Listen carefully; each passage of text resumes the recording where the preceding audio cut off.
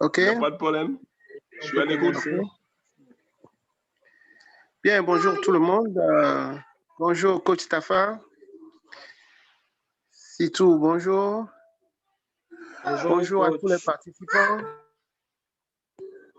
Nous voici encore une fois réunis pour discuter un peu du ballon orange.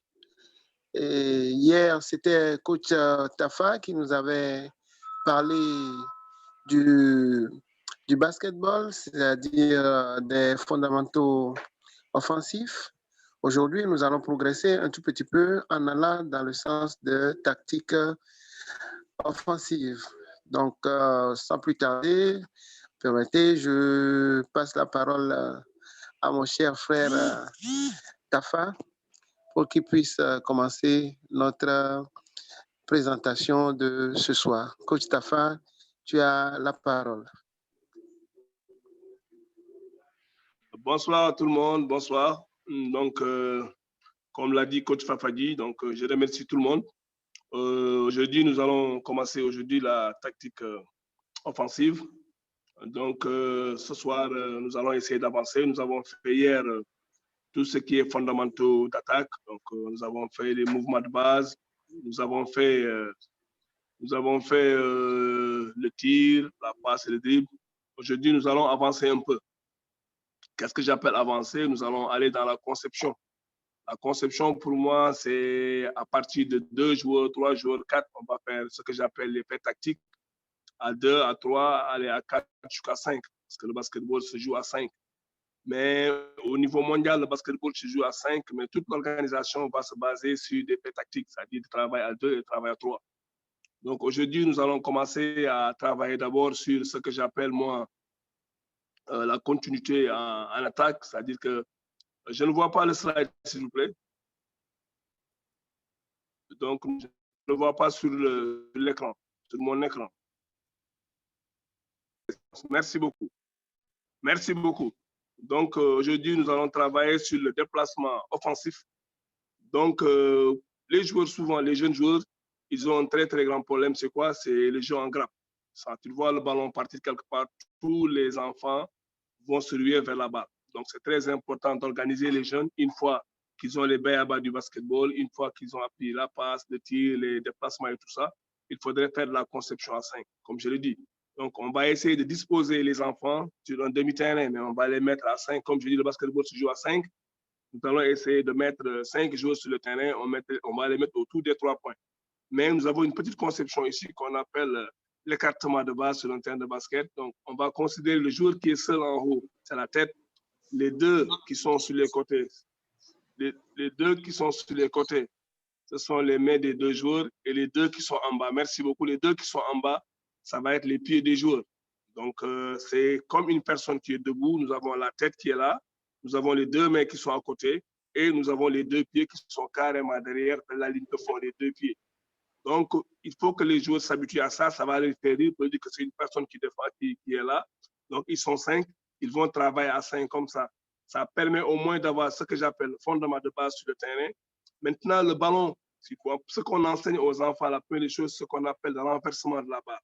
La balle circule le pied, il doit passer par la main, par la tête, par la main et par le pied. Et vice-versa. Ça fait un aller-retour. C'est un mouvement qui est très important. Mais à chaque fois qu'un enfant fait une passe, il va aller vers la raquette et ressortir. Il va faire un mouvement de quoi? Un mouvement de give and go. Donc, il va faire la passe. Si celui qui est en bas, oui, lui, il fait la passe, il doit pénétrer dans la raquette et ressortir à sa position. Donc, ça permettra à l'enfant d'abord de s'habituer à faire la passe d'abord et de bouger dans un espace, il revient prendre sa place. Donc, ça, c'est important. Donc, la manœuvre, c'est quoi? C'est de couper. Quand tu fais la passe, tu coupes dans la raquette. Nous, on appelle la raquette le cœur de la personne. Donc, tous les mouvements doivent se faire de manière directe dans le cœur de la raquette. C'est-à-dire que les enfants vont attaquer le cercle. Chaque fois qu'ils passent la passe, ils ne restent pas debout, ils vont attaquer le cercle. Maintenant, c'est important cette manœuvre de passe qui va permettre à l'enfant de couper et de se déplacer tout le temps. Donc, les enfants vont rester en mouvement continu. Donc, le ballon, s'il quitte les pieds, il va repartir vers les mains, comme je l'ai dit, repasse par la tête, repasse par la main, va vice-versa. Mais à chaque fois qu'on fasse un mouvement, on doit aller vers la raquette, faire un mouvement et revenir. Donc, ça, c'est très important. On peut le faire avec 3 joueurs, c'est-à-dire faire la tête et les 2 mains uniquement. Que ça soit 3 joueurs seulement. Ils vont faire des passes, couper, revenir, faire des passes, couper, revenir. Donc, c'est important pour ne pas laisser les enfants jouer en grappe, jouer serré quand il y a la balle, tout le monde part quelque part. On va les espacer sur le terrain. On peut mettre même des cercles à côté de leur passe pour que quand ils peinent, ils reviennent, ils vont revenir sur ce cercle-là pour dire aux enfants que c'est un mouvement qu'il faut faire tout le temps, mais en continuité. Si vous voulez que vos enfants jouent dans l'espace, ils jouent dans le timing, donc c'est très important de démarrer par un dispositif qu'on appelle tête-main-pied, qui est très, très important pour le jeu en continuité. On peut prendre les 2 joueurs qui sont en bas, les 2 pieds, les faire jouer en bas, en bas de la raquette, sur le poste bas aussi. On peut le faire. On peut faire 3 extérieurs, 2 à l'intérieur. Donc, tout ça, c'est possible de le faire, mais c'est l'entraîneur qui doit faire sa conception. La conception, pour nous, au départ, c'est quoi d'abord?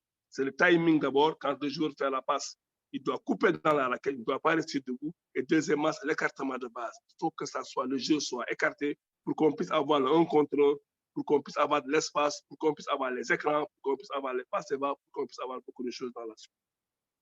Merci.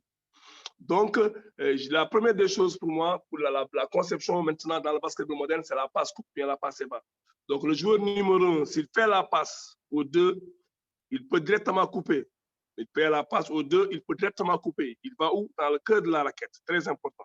Maintenant, si le défenseur est mal placé, il peut passer devant lui. Mais nous, on suppose que le défenseur va être bien placé, donc il doit passer derrière pour couper. On va supposer que c'est un bon défenseur qui va couper cette ligne de passe entre le 1 et le 2 défenseur. Donc, il va passer derrière. Si maintenant le défenseur qui est là entre le 2 et le 1 ne défend pas très, très bien, le gars va passer devant, donc c'est important. Si le 1 aussi fait la passe au 3, c'est la même chose, il va couper encore pour aller au panier.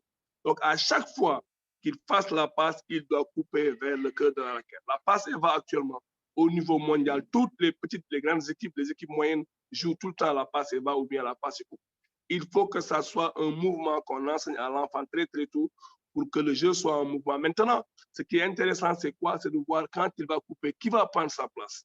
Il fait le 1, il coupe, il va aller où? Donc, peut-être que le 3 va prendre sa place, le 5 prend la place de 3 et il va couper pour aller peut-être prendre la place du 5. Ça dépendra de la conception de l'entraîneur. Si le 1 part, le 3 peut prendre sa place, le 3 peut prendre sa place, la place du 1, le 5 prend la place du 3 et le 1 peut couper à l'intérieur de la raquette et partir prendre la place du 5. Mais c'est des options de l'entraîneur. L'essentiel pour nous, ce qui est important, c'est qu'à chaque fois qu'un joueur fasse la passe, il doit faire un mouvement. S'il fait un mouvement, les autres joueurs qui n'ont pas la balle doivent équilibrer derrière parce qu'il faut qu'il y ait une sécurité. Si le 1 quitte, il n'y a plus de sécurité ici. Il faut que le 3 vienne équilibrer le jeu. Donc, c'est très important dans ce mouvement de passe et bas. Donc là, je vais dire, donc, pour moi, c'est deux fondamentaux pour moi, collectifs, qui sont très importants pour moi. C'est la passe et bas et c'est la pose des écrans. La pose des écrans, il faut vraiment insister sur ça. Le basketball mondial, le basketball actuel se base sur ces deux vraiment principes qui sont des principes vraiment à travailler dès le bas âge. C'est la passe et bas et la pose des écrans. Donc, la coupe directe, c'est quoi? C'est quand on pose un écran, le joueur sort directement sur l'écran sans contourner. Il vient prendre la balle directement par rapport à l'écran. Donc, il y a le contournement. Je n'ai pas voulu mettre les schémas pour que ça ne soit pas très compliqué. Donc, le contournement, le gars, quand on lui fait un écran, il coupe, il va dans la raquette. OK? La coupe dans le dos, c'est un écran qu'on va poser, et le joueur passe derrière le dos du coupeur d'écran. La coupe d'écartement, c'est un écran qu'on fait pour un bon tireur. Donc, si le défenseur anticipe, lui, il doit ouvrir très, très loin pour recevoir la passe et tirer. Mais pour moi, l'écran même, il est très important. Mais le gars, le poseur d'écran, il est plus important, il est plus dangereux encore. L'écran, c'est vrai, ça libère un joueur. L'écran, c'est vrai, ça libère le jeu. Mais le poseur d'écran, il a vraiment deux gestes qui sont très importants qu'il faut enseigner à l'enfant et les enseigner. Pourquoi? Parce que le poseur d'écran, lui, il est le plus dangereux. Parce que souvent, les gens regardent le gars qui sort de l'écran. Or que le gars qui pose l'écran, il est plus dangereux encore. Soit il fait ce qu'on appelle un pop, ou soit il fait un pick and roll. Le pick and roll, c'est quoi? C'est le premier schéma qui est à gauche. Le numéro 3 vient poser un écran. Quand le 2 sort, lui, il va rouler à l'intérieur de la raquette. Il va aller demander la balle à l'intérieur de la raquette. Donc, c'est un joueur qui est puissant, qui est fort, qui peut travailler à l'intérieur de la raquette. Au lieu qu'il fasse, il fait un écran le 3, lui. Le 2 va sortir pour recevoir la balle. Lui aussi, il peut aller demander la balle à l'intérieur. Donc, le gars qui va faire la passe va être normalement légèrement à gauche pour lui faire la passe. Donc, ça, c'est ce qu'on appelle le pick and roll. C'est très important qu'il roule à l'intérieur de la raquette. Le deuxième schéma qui est en droite, c'est le pick and pop.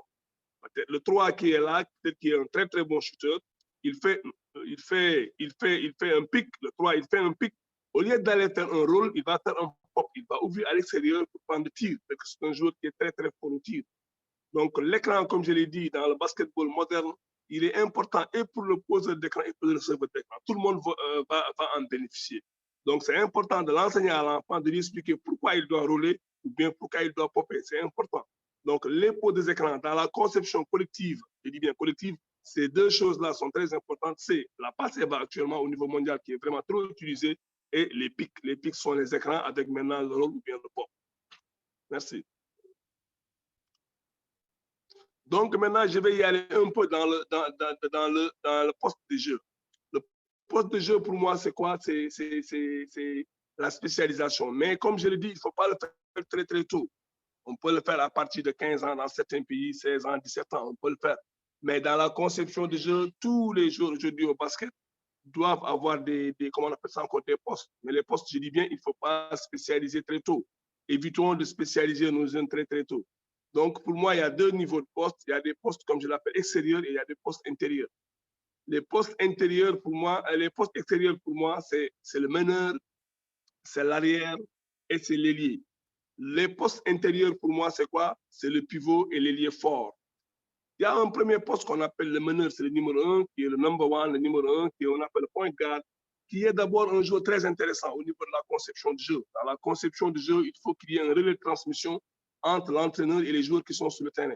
Et ça, c'est le meneur qui va le jouer. C'est lui qui a la montée de la balle, qui maîtrise toutes les sortes de dribbles et qui peut réguler. C'est lui qui distribue la balle, c'est lui qui annonce tous les schémas tactiques, c'est lui qui les annonce. Et c'est lui qui met tout en place. Donc, il est vraiment un joueur excellent, meneur excellent dribbleur et il a une très, très, très bonne vision. Il a une bonne vision de jeu et il est tellement lucide et techniquement et individuellement, il est trop, trop bon. C'est lui qui apporte le danger dans la défense. Donc ça, c'est le meneur de jeu qui est un joueur actuellement dans le basketball moderne qui est très important. Hier, il y a quelqu'un qui me disait que le dribble, il ne faut pas. Non, le dribble aussi, il faut l'enseigner vraiment, comme je l'ai dit, mais l'utiliser à bon escient. Donc le meneur de jeu qui est le poste 1, qui est très important dans notre schéma collectif. Donc c'est très important d'avoir un bon meneur et il faut lui enseigner toutes ces qualités doivent être chez un meneur. Pour moi, le numéro 2, qui est l'arrière, qui est un bon shooter, qui a peut-être les mêmes prédispositions qu'un meneur, l'arrière qui a pratiquement, c'est un bon joueur, il dit bien, il a une vision comme lui, il accélère, il peut tout faire, mais il a en plus, c'est un très, très bon shooter. Le numéro 2 doit être un joueur très bon shooter à l'extérieur.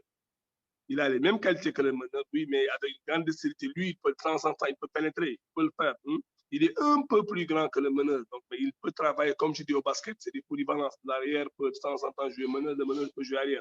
Mais je dis bien, l'arrière, il est un peu plus grand, il peut jouer à l'intérieur, de temps en temps, il peut pénétrer et il est très, très, très adroit. Donc, il a pratiquement les mêmes attitudes que le meneur, mais l'arrière aussi est un très bon shooter et de temps en temps, il peut pénétrer. Donc, il y a le numéro 3 qui est l'ailier pour moi. L'ailier est un joueur aussi qui est très adroit aussi. Actuellement, il est très adroit, très, très adroit de l'intérieur, de l'extérieur lui aussi. Il peut même de temps en temps se positionner à l'intérieur de la raquette. Donc, le numéro 3, l'ailier, il est très adroit, il est très rapide, il va en contre-attaque. C'est un joueur qui est puissant physiquement aussi. Il est polyvalent, il peut même de temps en temps des fois jouer dans le poste intérieur, de temps en temps maintenant, l'ailier moderne. Il est très, très, très, très, très, très bon joueur, rapide. Il peut jouer dans les couloirs, jouer de contre-attaque. C'est un joueur aussi qui est un très bon défenseur. Souvent, c'est lui qui défend sur les bons joueurs parce que physiquement, il est bon, il est rapide, donc très adroit. Donc, il peut jouer aussi le rôle du 2 comme le rôle du 3. Donc, comme je dis, les joueurs sont plus ou moins, chacun peut jouer à la part de l'autre dans ces deux postes-là. Donc, le numéro 3, ces trois joueurs-là, ils jouent à l'extérieur souvent dans le basketball moderne. Donc, ils jouent à l'extérieur, mais de temps en temps, ils jouent à l'intérieur. Surtout le numéro 3. Il peut aider de temps en temps à l'intérieur. Le numéro 4, qui est un joueur important dans le dispositif de jeu à l'intérieur, comme je l'ai dit. C'est lui, l'ailier fort. L'ailier fort, comme je dis bien, le mot le dit, c'est un joueur qui est fort. Il peut jouer comme pivot. Il peut jouer à l'intérieur, mais il est plus mobile que le pivot réel même. Donc, il réalise les mêmes actions que le pivot. Il va au rebond, il va au contre, il peut tirer à l'intérieur. Mais lui, il peut démarrer un peu de loin. Il peut démarrer à l'aile un peu, revenir aider. Il peut jouer dos au panier. Il peut jouer souvent il joue en face du panier. Donc, c'est un joueur, actuellement, c'est un joueur qui est très, très bon, qui peut aider le pivot dans le rebond, qui est un joueur aussi qui est adroit à l'intérieur de la raquette, qui peut jouer comme un pivot. Donc, le joueur 4 aussi, il est très important dans le dispositif si on veut faire de la conception. C'est très important. Il y a le dernier joueur qui est le pivot, le big man, le pivot le plus grand, le plus fort, et lui qui est le plus grand de l'équipe, qui fait plus de 2 mètres, qui fait plus de 100 kilos, qui est le plus lent maintenant, mais on dira que le plus lent, c'est maintenant, on a vu en NBA des joueurs, des 5 qui sont extrêmement rapides parce qu'ils ont travaillé, mais on dit en général, c'est des joueurs qui sont un peu lents, mais qui sont là, qui peuvent réaliser des comptes, réaliser des rebonds, qui peuvent freiner l'attaque des joueurs à l'intérieur de la raquette. C'est eux qui sont là pour barrer la raquette aux joueurs qui vont venir pénétrer. Ils savent, ils doivent pouvoir récupérer la balle, pivoter rapidement et faire la première passe pour les sorties de balle. Donc, le joueur, le poste 5, le pivot, le centre, ils sont un joueur très important dans le poste. Pourquoi je vous donne ces postes de jeu? Parce qu'on ne peut pas aujourd'hui dire que nous allons faire de la conception de jeu, nous allons travailler à 5 contre 5 sans pouvoir savoir dans chaque poste qu'est-ce qu'il faut mettre là-bas, quel genre de joueur on doit mettre là-bas. C'est très important. Merci beaucoup. Donc, comme je l'ai dit, on a fait un peu de la conception à 5 pour disposer les joueurs, faire un écartement. Nous avons enseigné aussi aux joueurs à faire la passe et va. Nous les avons appris à faire les écrans. On sait à peu près plus ou moins quels sont les postes de jeu. Maintenant, la première des choses qu'on doit enseigner aux enfants, c'est la contre-attaque. La contre-attaque, à mon sens, pour moi, c'est la chose la plus intéressante chez les jeunes. Le fait de les apprendre à jouer rapidement. Le fait d'apprendre les joueurs à jouer rapidement, mais pas se presser, jouer rapidement.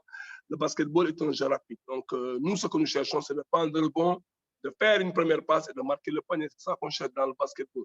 Mais malheureusement, ça ne se passe pas souvent comme ça. Donc, il y a des empêchements. Donc, ce que nous cherchons, les équipes sont soit mal organisées, soit on a un surnombre, soit on veut marquer un panier facile. Donc, c'est pour ça qu'on doit jouer vite. Mais dans ce jouer vite-là, on ne doit pas nous presser. On va utiliser ce que j'appelle, moi, les sorties de balle. Ils comprennent le rebond ou bien la réception de la balle ou bien on encaisse un panier, on doit penser automatiquement à jouer la balle. Automatiquement. Réception de la balle pour marquer un panier facile dans le basketball. Donc, la première des choses, c'est d'apprendre aux joueurs la sortie de balle. Comment sortir de la balle, c'est très, très important. Outlet pass. La première passe, on la met où? Pourquoi on la met dans ce couloir de passe-là? Pourquoi on ne la met pas là-bas? Pourquoi le jeu doit venir par le milieu? Donc, c'est très important d'enseigner aux enfants la sortie de balle. La sortie de balle est très importante pour bien attaquer. Parce qu'il y a des couloirs. Normalement, il y a 5 couloirs au basketball, 5 couloirs d'attaque. Mais généralement, les gens utilisent que les 3. C'est le couloir central et les 2 couloirs extérieurs.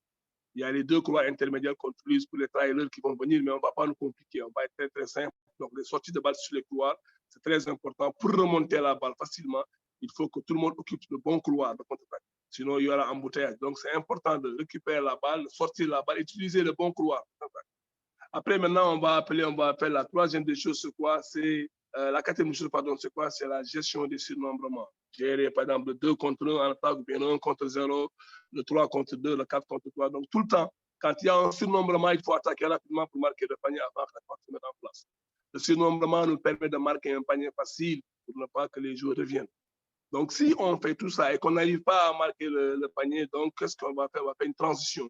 On a essayé la sortie de balle, on a attaqué dans les couloirs, on a fait le surnombrement, ça n'a pas marché. On fait un jeu de transition. C'est une sorte de petit système de jeu qu'il faut essayer de marquer le panier avant que la défense ne revienne. Si toutes ces options-là ne marchent pas, comme je l'ai dit, la contact, elle doit marcher normalement, mais si elle ne marche pas, donc nous allons tomber sur une autre chose qui va être plus compliqué, comme je l'ai dit, mais qui est un principe du basketball, c'est quoi? C'est que nous allons attaquer ce qu'on appelle l'attaque à 5, l'attaque passée. Donc, nous allons attaquer rapidement, ce n'est pas possible. Nous avons attaqué dans les couloirs, nous avons attaqué le surnombrement, nous avons fait le jeu de transition, ce n'est pas bon, la défense s'est débrouillée à nous retenir. Maintenant, qu'est-ce que nous allons faire? Nous allons faire l'attaque à 5. L'attaque à 5, c'est quoi? Cette attaque placée, l'attaque placée, nous allons essayer de jouer maintenant 5 contre 5. Comme je l'ai dit, maintenant, ça nous revient à faire des jeux en mouvement. L'ancien système que nous avions, c'est de mettre les 5 et de jouer sur l'espace, comme on avait dit, le spacing, le timing, équilibrer le jeu. Quand un joueur bouge, on va le remplacer. Donc, il faut écarter le jeu. Créer ce que j'appelle, moi, le jeu direct. Tout le temps, il faut laisser l'un contre l'un aller. Donc, le joueur, on doit laisser de la place. Ce que j'appelle le timing, le spacing. Il faut tout le temps ne pas créer ce que j'ai appelé le jeu en grappe. Les enfants ne doivent pas se trouver tous dans un même jeu. Il faut libérer les couloirs de jeu pour que tout le monde puisse jouer. Libérer le couloir de jeu. Quand le gars a la balle, on laisse de l'espace pour aller en contre. Chez même les enfants, de temps en temps, il y a des règlements pour dire qu'il n'y a pas de défense de zone, c'est pour essayer le 1 contre 1, créer la réactivité. Donc, il y a une autre chose qui est très importante qu'on avait vu hier, c'est le démarquage. Il ne faut pas rester mobile. Il ne faut pas rester immobile, pardon. Il faut tout le temps être mobile. Il faut bouger, il faut se démarquer, demander la balle et regarder là où on est bon, souvent se démarquer pour tirer. Donc, il faut alterner tout le temps jeu direct et jeu indirect. Mais je dis bien, l'attaque placée, ce qui est important pour moi, l'attaque placée, c'est vraiment d'utiliser le jeu par rapport à votre joueur, par rapport à vos joueurs. Quels sont vos points forts, quels sont vos points faibles? Moi, j'ai par exemple 2 grands joueurs qui sont très, très forts. Je les mets les 2 joueurs en bas, je mets 3 joueurs extérieurs. Moi, j'ai 4 joueurs qui sont forts à l'extérieur, je mets les 4 joueurs extérieurs, je mets un joueur pivot. J'ai les 5 qui sont de bons tireurs, je les mets dehors. Donc, c'est à moi de voir ce que je vais faire. J'ai des joueurs qui sont très, très bien au rebond et je dois lancer la contact. J'ai des joueurs qui sont donc la conception même de jeu même, la collectivité, c'est l'entraîneur qui doit voir. Est-ce que je dois utiliser des flex? Est-ce que je dois utiliser des écrans ici? Je vais combiner, comme je l'ai dit au départ. Le basketball, maintenant, ce n'est plus un jeu à 5 globalement. Des fois, c'est des jeux à 3 ici, à 2 ici. Je fais un petit système de jeu à 2 joueurs ici et là-bas, 3 joueurs, 2 avec ballon, 3 sans ballon. Et après, à la fin, je combine. Donc, c'est ça qu'on demande aux entraîneurs. On ne peut pas vous donner un système de jeu pour dire qu'on va travailler comme ça sur le 5 contre 5 ou bien sur le long. C'est à l'entraîneur de voir. Moi, je fais un schéma tactique pour quand on me met une défense en homme. Je fais un schéma tactique si on me met une défense en zone. Je fais une attaque. Si on me fait une défense en zone, je crée telle attaque pour une défense en homme. Je fais telle attaque pour une défense mixte. Donc, c'est l'entraîneur même qui va voir par rapport à ses joueurs, par rapport à sa conception, parce qu'elle a travaillé en entraînement pour essayer de concevoir, lui, ce système de jeu en attaque. Donc, c'est ça qui est intéressant. On ne peut pas vous donner vraiment, comme je dis, une ordonnance pour dire que c'est ça qu'il faut. On peut vous dire maintenant en zone, quand vous êtes en défense, quand l'équipe est en défense de zone, il faut jouer dans les intervalles, il faut faire des écrans bas, il faut faire ceci, il faut faire ça. On peut le dire. Mais pour ne pas nous embrouiller dans tout ça, on dira qu'un entraîneur doit voir ce qu'il a en main comme joueur pour essayer de concevoir ses schémas, parce que c'est lui qui sait. Je ne vais pas prendre le système de jeu de Lakers ou bien de Barcelone, ou bien je vois un flex que tel a fait dans le basketball. Miami, je vais essayer de le faire. Est-ce que moi, j'ai les mêmes joueurs? Est-ce que le numéro 4 de Miami, j'ai le même profil que mon numéro 4? Est-ce que le numéro 2 de Miami a mon profil? Donc, moi, je dois voir ce que j'ai en main. Par rapport à ce que j'ai en main, je vais essayer d'en faire vraiment quelque chose qui peut être utile pour l'équipe. Et comme ça, les joueurs vont gagner du terrain. Et chaque joueur aussi a ses points forts et ses points faibles. C'est par rapport à ça que l'entraîneur va concevoir vraiment ses scènes de jeu. Et voilà, c'est ça que je voulais participer, c'est ça que je voulais partager avec vous par rapport à la conception. Il y a peut-être beaucoup de choses, mais je vois que le plus important est là, c'est d'abord de refuser que les enfants jouent en grappe, ça c'est important, en dehors des fondamentaux, mettre en place tout ce qui est écran avec le pick and roll, le pick and pop, mettre la passe et va, et puis jouer vraiment rapide, 3 contre 2, 2 contre 1, 2 contre 2, jouer rapide. Et après, maintenant, je crois que la conception chère l'entraîneur. Merci beaucoup. Merci de votre attention. Je pense que j'ai été rapide, mais je me dis que, comme je l'ai dit hier, ce n'est pas ce que moi je vais exposer qui va être très important, mais c'est les questions-réponses par rapport aux expériences des uns et des autres. En tout cas, j'ai beaucoup aimé le débat d'hier qui a été vraiment très bénéfique pour moi. Je le crois aussi pour vous.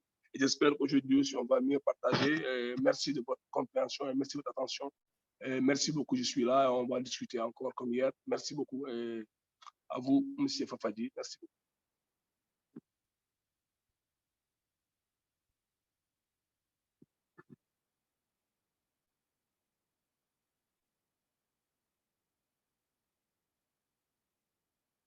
Fafadi.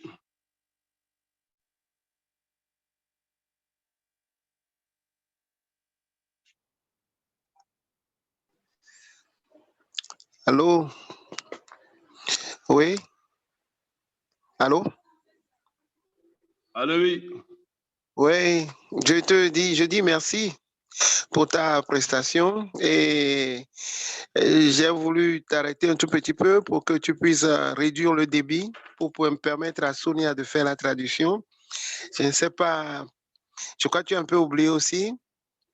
Je ne sais pas l'état dans lequel elle doit être actuellement, mais brillante prestation comme la dernière fois. Bien, nous allons probablement passer aux questions-réponses. Nous, si tout va nous aider à gérer les questions-réponses. OK, donc je laisse la parole aux participants.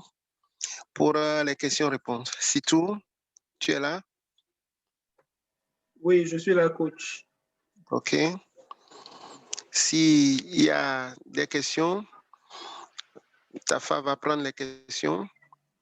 OK, et nous allons y aller ensemble. Merci. D'accord. Donc, pour les spectateurs, je pense que tout le monde connaît un peu le principe. Donc, si quelqu'un a une question à poser, il lève juste la main et puis on lui ouvre son micro pour qu'il pose sa question. Et si possible aussi, vous pouvez aussi laisser les questions dans le chat. Merci.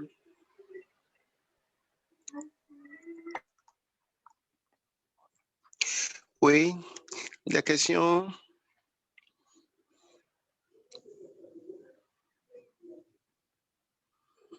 Oui.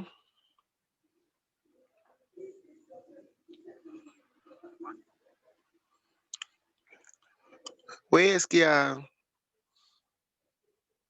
Est-ce qu'il y a des mains levées? Non, pas encore. Coach Adodo, bonsoir.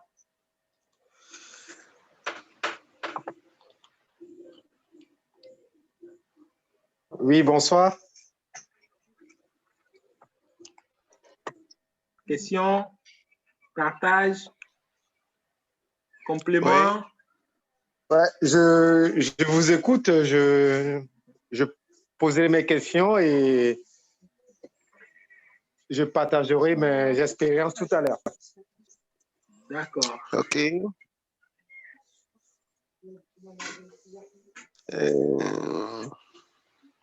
Achira Nyama, Dudu Ilunga, Jean de Dieu Mukengi, Marcelin, Patrick Itengi, Laurent Agbetoka, Vincent Mukenga Kalonji. Des questions, des expériences à partager, des ajouts, des compléments. Oui. C'est pas trop long. Il n'y en a pas. Et peut-être demander à Tafa de repasser le pick and roll et le pick and pop et leur importance aujourd'hui dans le basketball moderne. Pour le pick and roll en attendant qu'il y ait une question. OK.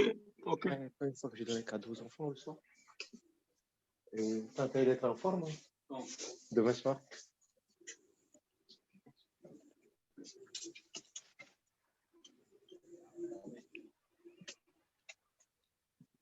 OK. Donc, on va aller d'abord sur le premier pick and roll. Le pick and roll, c'est le schéma qui est à droite. Pardon, à gauche. Là où il y a le numéro 3. Le joueur 3 qui vient poser un écran pour le joueur 2. Donc, je disais que dans le basketball moderne, si le 3 est un très, très bon joueur qui peut jouer à l'intérieur, qui est un 3, comme je l'ai dit, j'ai donné les prédispositions d'un 3. Le 3 peut remplacer de temps en temps le 4 à l'intérieur. Donc, il peut faire son pick dès que le joueur 3 sorte. Le joueur 2 sort, le 3 peut rouler à l'intérieur. Il peut demander la balle parce que la balle doit être normalement ici à gauche. Donc, c'est très important de montrer aux joueurs qu'après l'écran, on ne vise pas seulement que le 2, mais on vise aussi le 3. Donc, ce qu'on appelle le pick and roll. Donc, c'est très important qu'il roule à l'intérieur, qu'il demande la balle. Donc, on a la possibilité de faire la passe à 2, qui peut être un très bon tireur sur les 3 points. Et si le 3 aussi est bon, comme je l'ai dit, il peut rouler à l'intérieur pour prendre la balle et marquer aussi le panier. Donc, je dis bien que dans le jeu moderne, toutes les actions d'écran actuellement, ils se jouent comme ça. Soit c'est un pick and roll, soit c'est un pick and roll. Les écrans maintenant doivent avoir des avantages et sur le poseur d'écran et sur le porteur d'écran. Donc les deux. Je viens porter un écran sur quelqu'un, je lui donne l'avantage de recevoir la balle. Et moi qui ai posé l'écran, je vais aussi être intéressant, donc je dois rouler à l'intérieur pour recevoir la balle. Donc on va passer sur le deuxième, qui est le pick and pop. Le pick and pop, le 3 aussi, comme je l'ai dit dans le basketball moderne, le 3 aussi est un très très bon tireur. Il peut tirer sur n'importe quelle position du terrain. Donc si le 2 fait, on lui fait un pick, le joueur fait un contournement, il contourne l'écran, il va dans la raquette, tous les joueurs vont se focaliser sur le 2. Donc il va aller dans la raquette, le 2 va aller dans la raquette, le 3, au lieu de rouler derrière lui, non, il va faire un pop, il va ouvrir sur les 3 points, il peut recevoir la balle aussi et tirer. Donc c'est deux exercices qui sont très importants dans le basketball aujourd'hui moderne. les conceptions de jeux aujourd'hui, c'est souvent dans les écrans, on a ces deux types de sorties d'écran qui sont très, très importants pour moi. C'est soit le pop, soit le roll. Et ça, il faut vraiment les enseigner aux enfants et les faire. Et ces exercices-là, on peut les faire avec 2 ballons. C'est-à-dire qu'on les fait avec 2 ballons pour faire en même temps la passe au numéro 2 et en même temps la passe au numéro 3. Donc, c'est-à-dire qu'il y aura 2 passeurs qui vont rester à côté.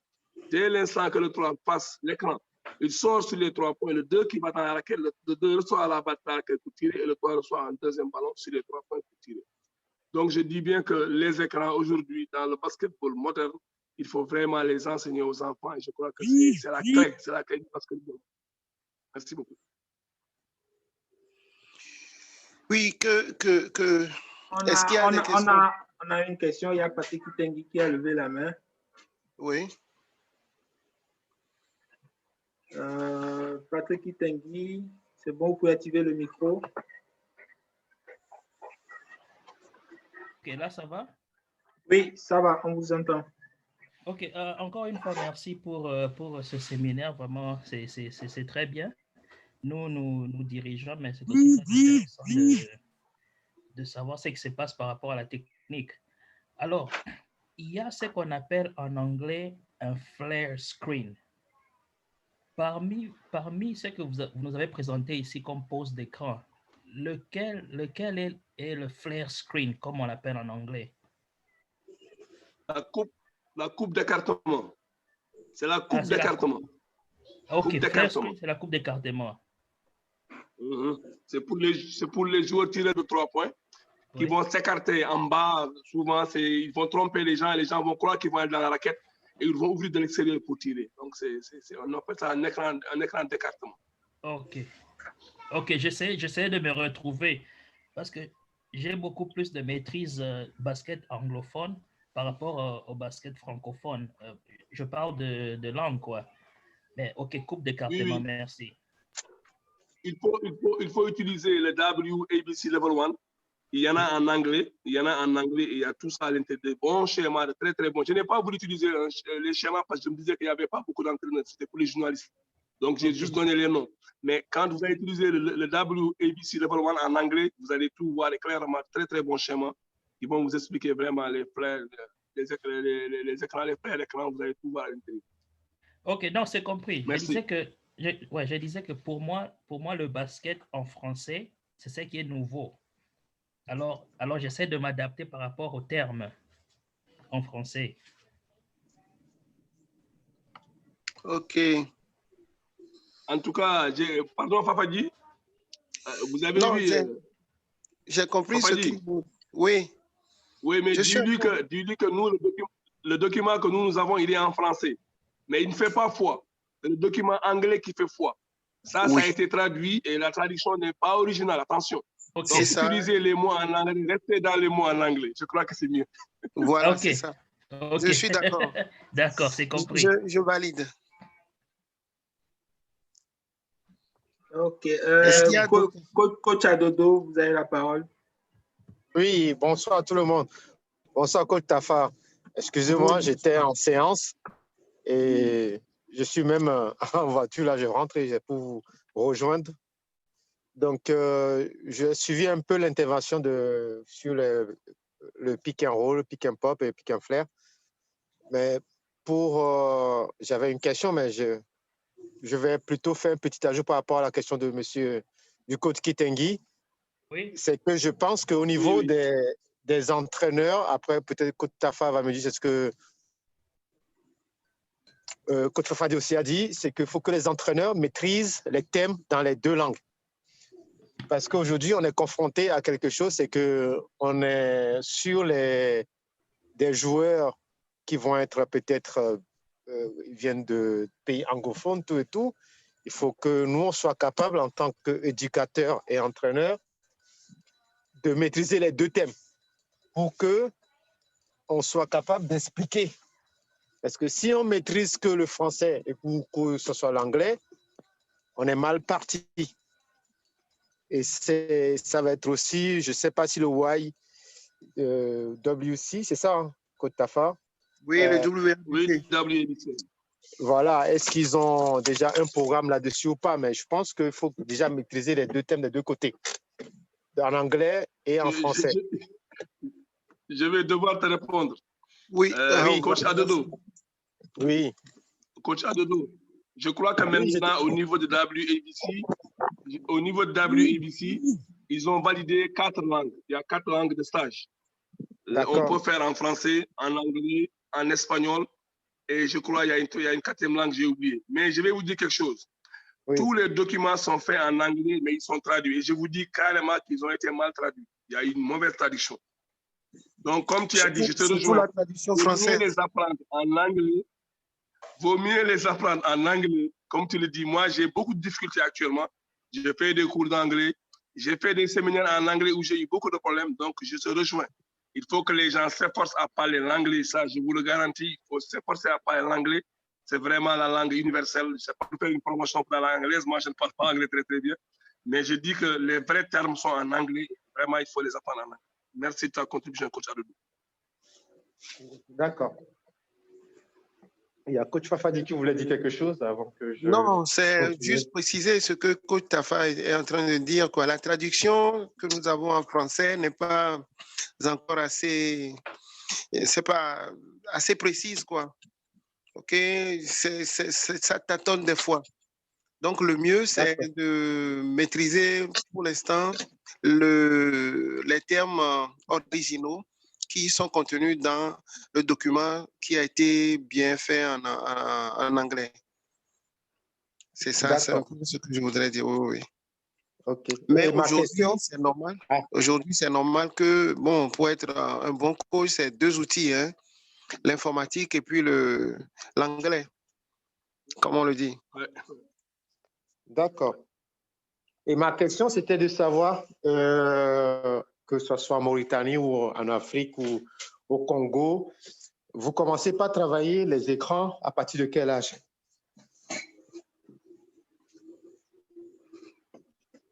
Je réponds? Oui, vas-y. Ouais, bon. Nous, comme je dis, dès qu'on sort du mini-basket, à partir de 13 ans, 14 ans, 15, on commence la passe et va, on commence les écrans, l'initiation aux écrans. Maintenant, comme je le dis, c'est l'initiation aux écrans. Maintenant, il faut y aller step by step. L'initiation, après, il faut perfectionner, stabiliser après. Mais dès que tu as 13 ans déjà, tu commences à faire la passe et va. Déjà, à 14 ans, tu commences à faire les écrans. D'accord. OK. Parce que moi, par rapport à ma structure, moi, dans mon cahier de route, je le mets, moi, je vais te dire, je le mets en U15, deuxième année.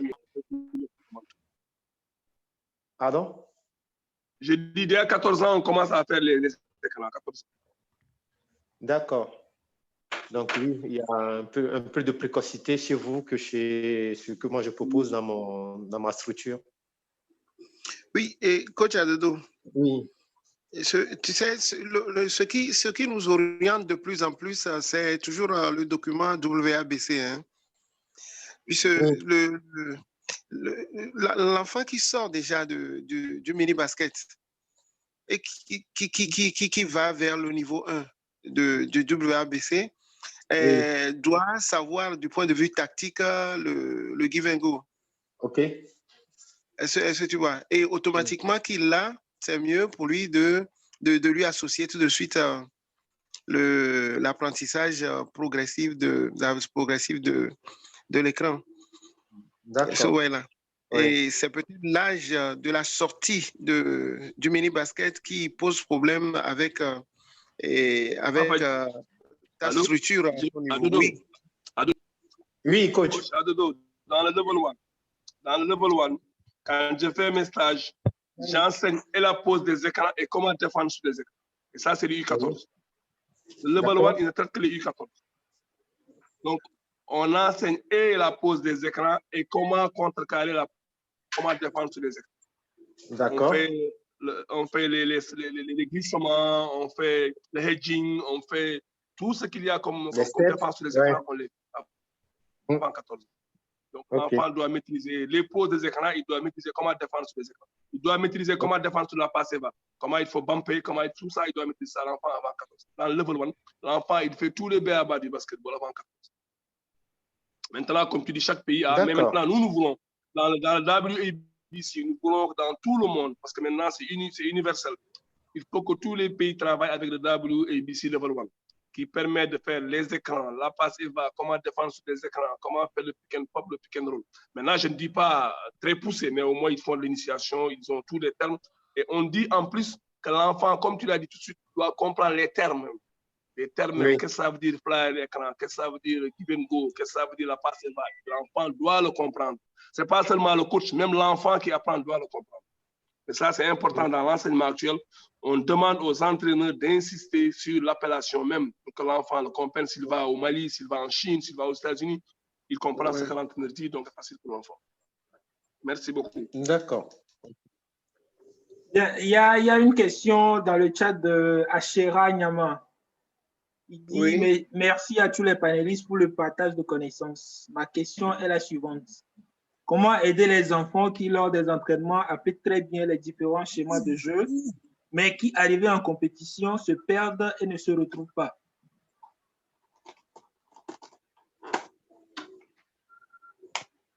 Répétez la question, s'il vous plaît. Il y avait des coupures.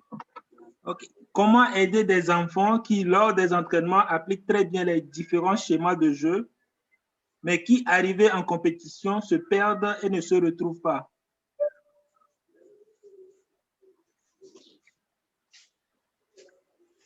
Bon, il y a plusieurs réponses par rapport à ça qu'on peut donner.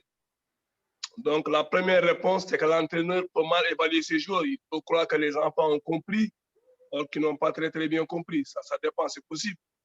Et peut-être que, comme je l'ai dit, l'enseignement, c'est des niveaux. Il y a le premier niveau, il y a le deuxième niveau, le troisième et le quatrième, comme on le dit. L'inconscient, conscient, le conscient, l'inconscient. Ça c'est les termes qu'on utilise chez nous pour dire que l'enfant, c'est des stades. Est-ce que toi, tu peux croire qu'il est au deuxième niveau, au troisième niveau, ou qu'il est au premier niveau? Ça, c'est un premier cas. Donc, tu as mal évalué l'apprentissage que tu as fait aux enfants à l'entraînement. Deuxièmement, ça peut être la peur. Il y a des enfants qui ont peur. Quand ils sont à l'entraînement, ils sont bons. Quand ils vont dans le match, ils ont peur que l'entraînement n'est pas très propice par rapport à eux. Donc, il y a beaucoup de choses. Peut-être que aussi les enfants peuvent être fatigués par rapport à la veille de leur match. Il y a beaucoup d'éléments. Mais pour moi, l'élément le plus important pour moi, c'est que vous, en tant que coach, pouvez évaluer le jour. Vous pensez que l'équipe est à tel niveau, il est à le stade de stabilisation, alors qu'il est à le stade du perfectionnement. Donc, ça trompe un peu l'entraîneur. Ou bien aussi, ils ont peur. Tout ça, ça peut arriver. Ça, c'est des réponses que je donne comme ça, rapidement. Qui peut augmenter. D'accord. Non, tu as déjà donné la réponse, hein, mais moi, je ramène tout au coach. Hein.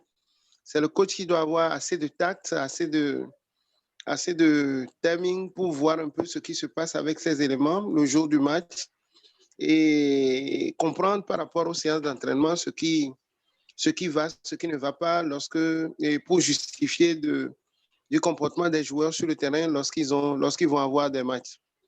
Tout revient au coach, je crois. Je peux rajouter une petite question à la question de Nyama, si je sais pas, c'est Nyama. Hein, oui. C'est tout.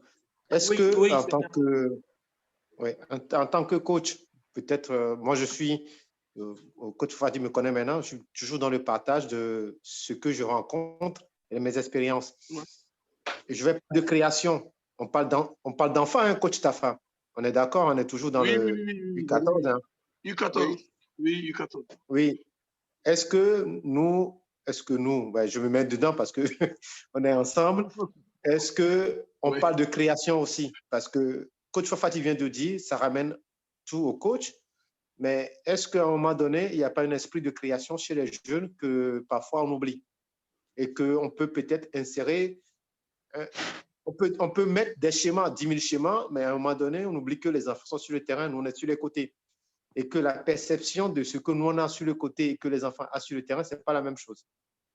Et qu'à un moment donné, un enfant a envie de créer quelque chose parce que lui, il pense à ce moment donné que, voilà. Donc, moi, le thème, c'est est-ce que la création de l'enfant sur le terrain par rapport au schéma que le coach a posé, à un moment donné, est-ce qu'on ne le laisse pas une petite liberté?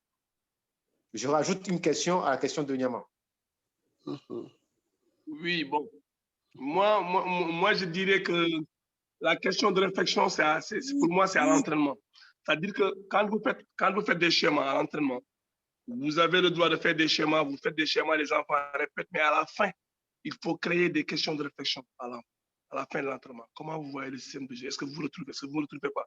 Parce que c'est ça qui nous manque. Nous, je parle bien des entraîneurs africains, je ne sais pas comment ça se passe chez vous en Europe, mais maintenant, il faut qu'on commence cette donne-là, c'est-à-dire que d'intégrer l'enfant dans même la conception du jeu. Si on l'intègre dans la conception du jeu pendant l'entraînement, on fait un schéma tactique, le gosse ne se voit pas, il se dit, bon, coach, c'est bien, mais moi, je ne me sens pas. Des fois, j'ai envie de jouer un contre un ici, est-ce que je peux le faire? Si vous réglez ce problème-là à l'entraînement, le jour du match, vous n'aurez pas de problème. Mais si on impose, comme ce que nous faisons souvent en Afrique, on impose des schémas tactiques aux jeunes, le jeune, des fois, il n'est pas à l'aise, vous ne lui posez pas des questions de réflexion à l'entraînement, il vient le jour du match, de temps en temps, l'enfant, il a envie de se découvrir, hein. Il va essayer, il va le faire. Bon, peut-être que des fois, c'est moi, comme je dis, comme je rejoins Fafadi tout le temps, je le mets sur le compte. Tant que c'est les jeunes, je le mets sur le compte de l'entraîneur. Tant que c'est des gens âgés maintenant, là, je peux dire que le joueur peut prendre ses dispositions, il peut faire ce qu'il veut. Mais l'enfant, si on l'intègre au départ, je dis bien au départ, avec des questions de réflexion, avec dans la conception, on lui donne des questions, on lui dit est-ce que tu es à l'aise, tu n'es pas à l'aise ici. Je crois qu'il va mieux se coller à vous par rapport à quand vous lui imposez un schéma tactique comme ça. Donc, il va essayer de. L'enfant n'aime pas les impositions tactiques parce qu'il a envie de se découvrir souvent et quand ça le bloque, il ne va pas, pendant le jeu du match, il peut essayer autre chose. Ça aussi, je crois que ta réponse aussi, ta question est pertinente, mais on va essayer de partager chacun de nous une réponse et on verra. Merci. J'attends aussi la réponse de coach Fafadi. Oui, c'est dans ma conception actuelle, hein, vous voyez, ce n'est plus l'entraîneur qui donne tout, en fait. C'est l'entraîneur qui veut collaborer avec les jeunes, quel que soit leur âge, pour les mettre comme des acteurs aussi dans tout ce que le coach doit faire.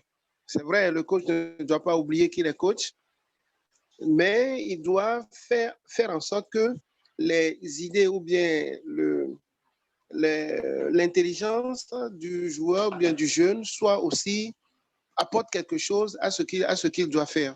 Donc, je le vois comme un travail collégial, et sans toutefois que le coach et sache que lui, son job, c'est de faire en sorte que ce joueur-là puisse apprendre quelque chose qui est universel, c'est-à-dire les fondamentaux, etc. Il ne faut pas perdre de vue ça et le laisser faire et sa créativité à chaque fois, mais l'amener progressivement à s'adapter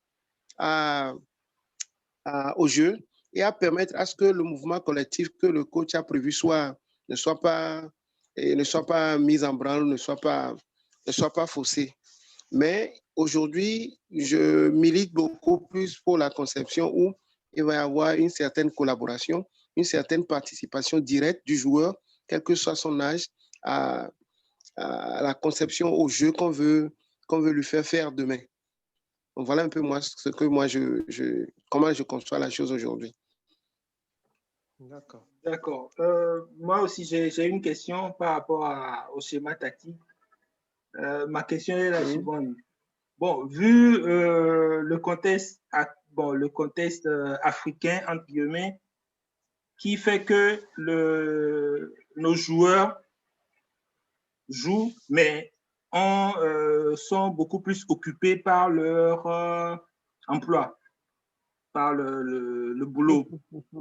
Et il n'y a que 2 jours d'entraînement par semaine pour préparer le match du week-end. Et il y a certains joueurs qui ratent le premier entraînement de la semaine et viennent à le second entraînement de la semaine qui va déboucher sur le match du week-end. Bon, dans ce contexte, est-ce que vous pensez que un schéma tactique peut être bien assimilé avant un match? Et je continue en disant qu'il y a certains coachs, pour chaque match, ils essaient d'adapter en fait le schéma tactique de leur équipe à l'équipe d'en face. Est-ce qu'avec un seul entraînement ou bien 2 entraînements par semaine, est-ce que le joueur peut assimiler un schéma tactique, par exemple? Je vais demander la permission de mes aînés avant de répondre. Coach Fafadi, Je vais répondre. Est-ce que je pourrais faire un début de réponse ou pas? Vas-y. Bien sûr, Ok. tu peux répondre. Tu es technicien comme nous, tu réponds. À deux Allez, doses. vas-y. Tu as la Non, mais liberté de répondre. il y a des Il années, il n'y a faut pas les respecter d'ancienneté d'abord. ici. Non, vas-y. La valeur ne fait la valeur ne fait point le nombre d'âge. Allez-y. C'est vrai. Pourquoi je dis ça? Parce que j'ai quand même la chance de jouer en Afrique et de jouer en Europe. Ça, c'est un. La deuxième des choses, c'est que ne faut pas que les gens ils pensent en Afrique qu'en Europe, les gens ne travaillent pas, ils vont jouer. Il y a 3 niveaux, on va dire non, 3 niveaux. Il y a le niveau département, région, national et pro chez nous. Ceux qui jouent en région, c'est c'est un niveau pas mal. En national, c'est encore top. Mais souvent, en national, chez nous, c'est des gens qui travaillent et qui vont s'entraîner 3 ou 4 fois par semaine. C'est pour vous dire, quand tu joues au niveau national, la plupart sont payés. Il y en a qui ne sont pas payés, mais qui ont un boulot à côté, qui ont des indemnités à côté. Mais ce que je veux dire, c'est que c'est Sitou qui a posé la question, si je ne me trompe pas. Hein. Oui, c'est bien moi. Oui, donc 1, c'est non. Tu fais un entraînement, 2 entraînements, tu ne peux rien assimiler, c'est non. Si un coach qui te dit oui, bon, il va me donner sa recette, moi je te dis c'est non. Il n'y a pas de secret. Deuxième des choses, c'est que je pense que moi j'ai eu en tant que coach fafadien, il m'a coaché, il m'a entraîné. Donc, si un joueur, il travaille, il dit je ne peux pas m'entraîner, c'est faux. Ça, c'est des alibis, c'est des, excuse-moi le thème, mais c'est des conneries, c'est faux. On est passé par là.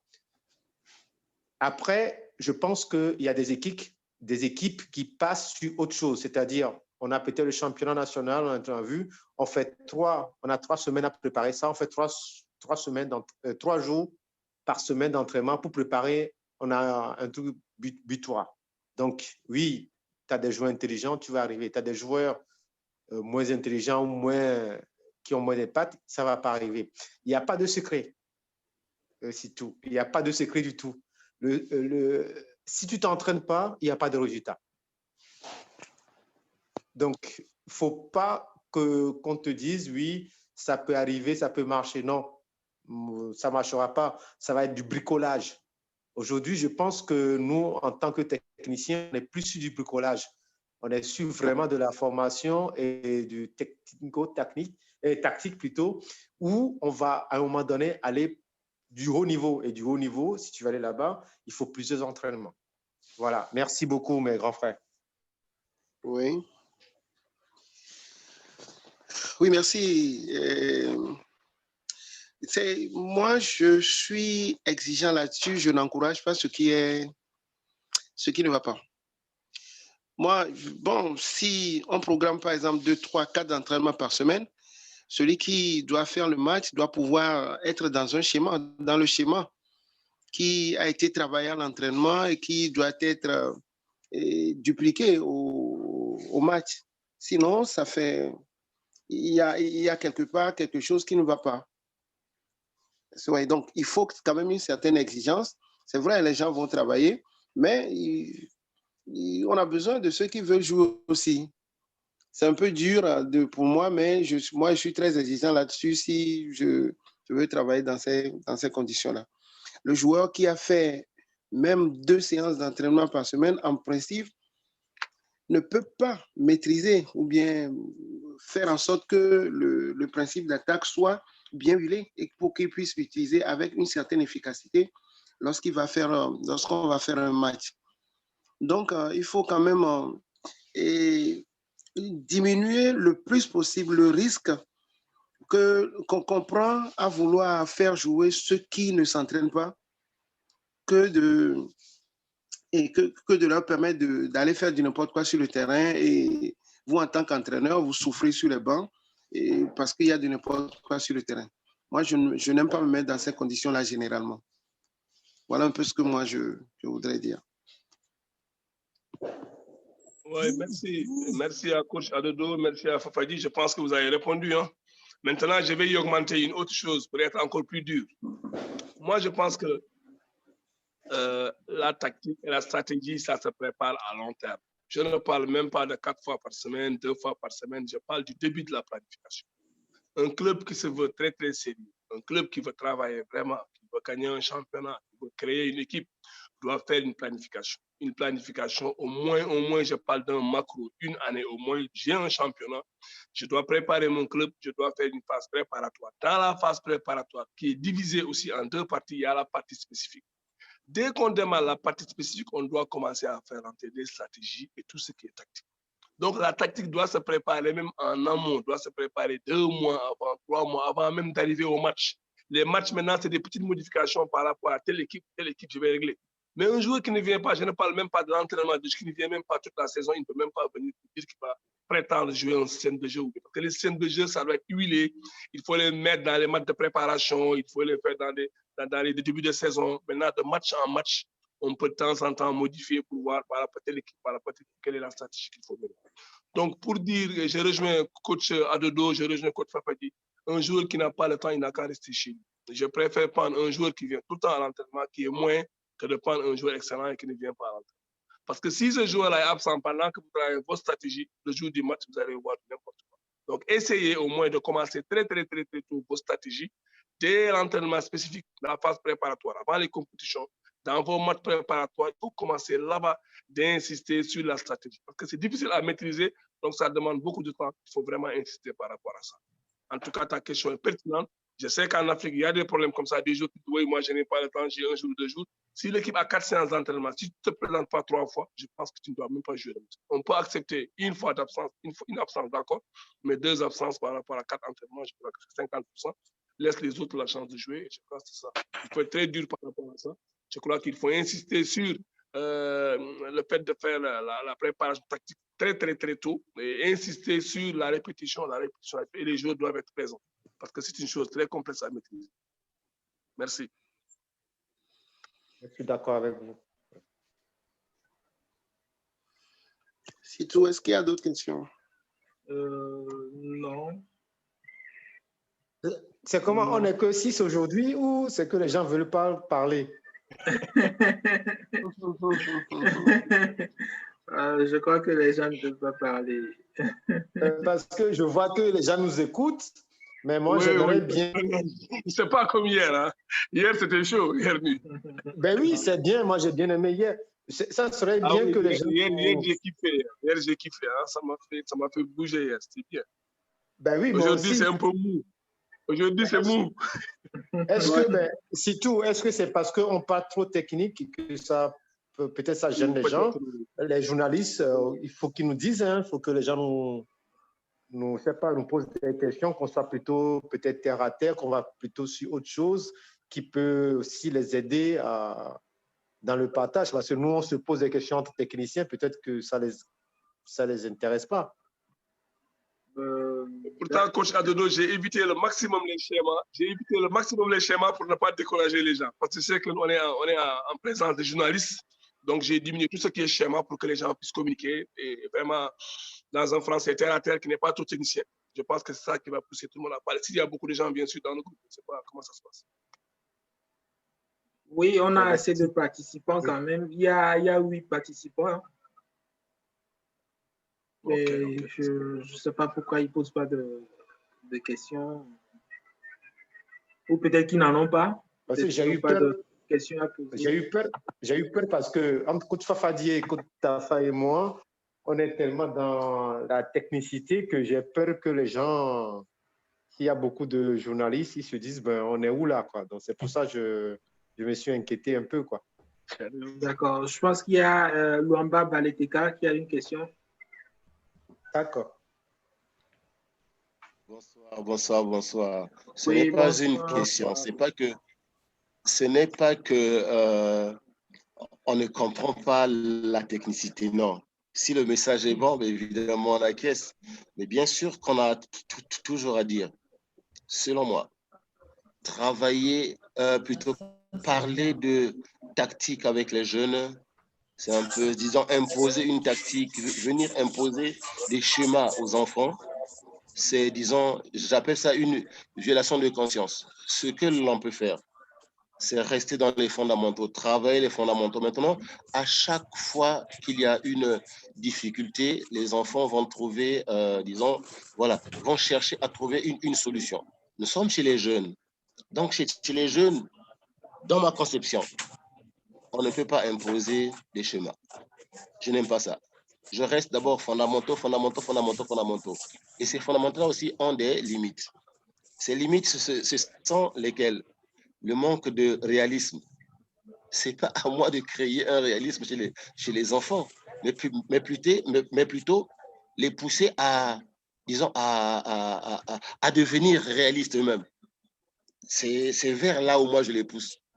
Pire encore, ce sont des jeunes. Maintenant, quand nous avons affaire à des gens un peu plus aguerris, disons, dès qu'on parle déjà des juniors, des U18, pour moi, ils sont déjà prêts pour la haute compétition. Maintenant, pour moi, là, travailler avec les juniors, quand on vient avec eux, on reste dans le perfectionnement. Perfectionnement.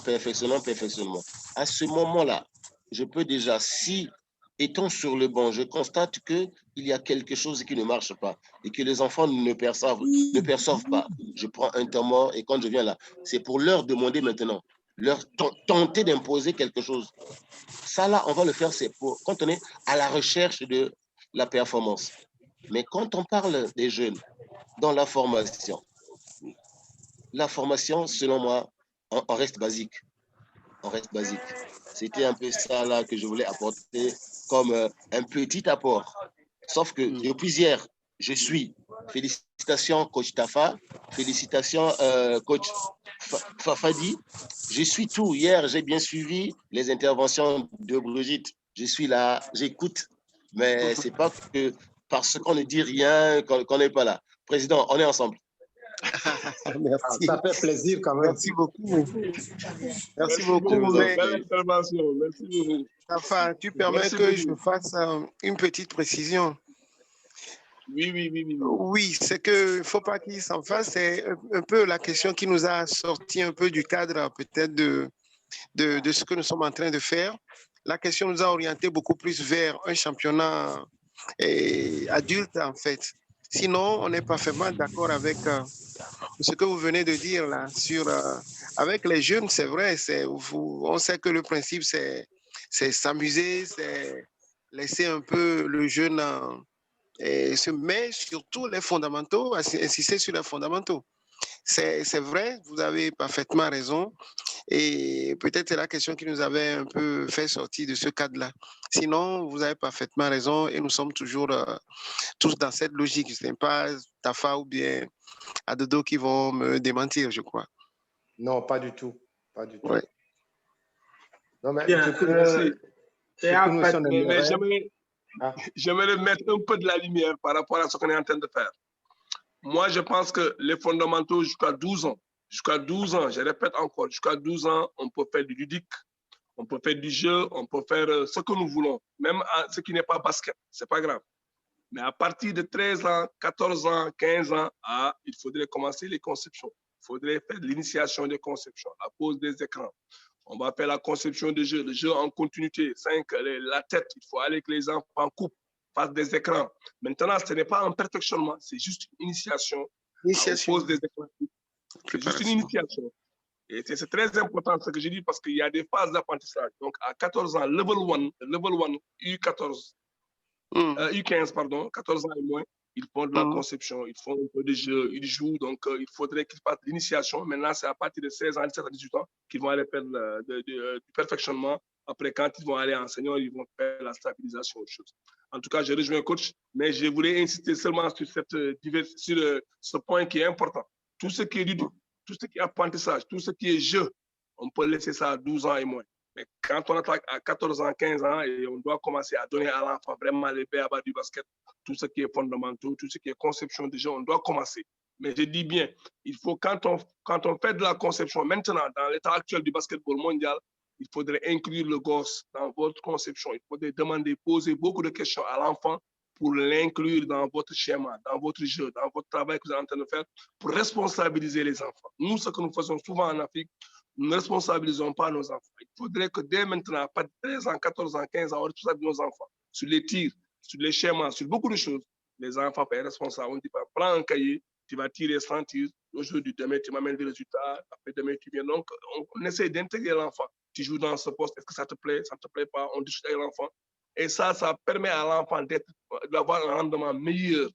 Et avant, on n'avait pas, nous, on ne s'est entraîné pas dans ce style-là. C'était un style plus ou moins militaire. Tu restes là, tu joues, tu ne joues pas. Donc maintenant, les choses vont changer. Les choses vont vraiment changer.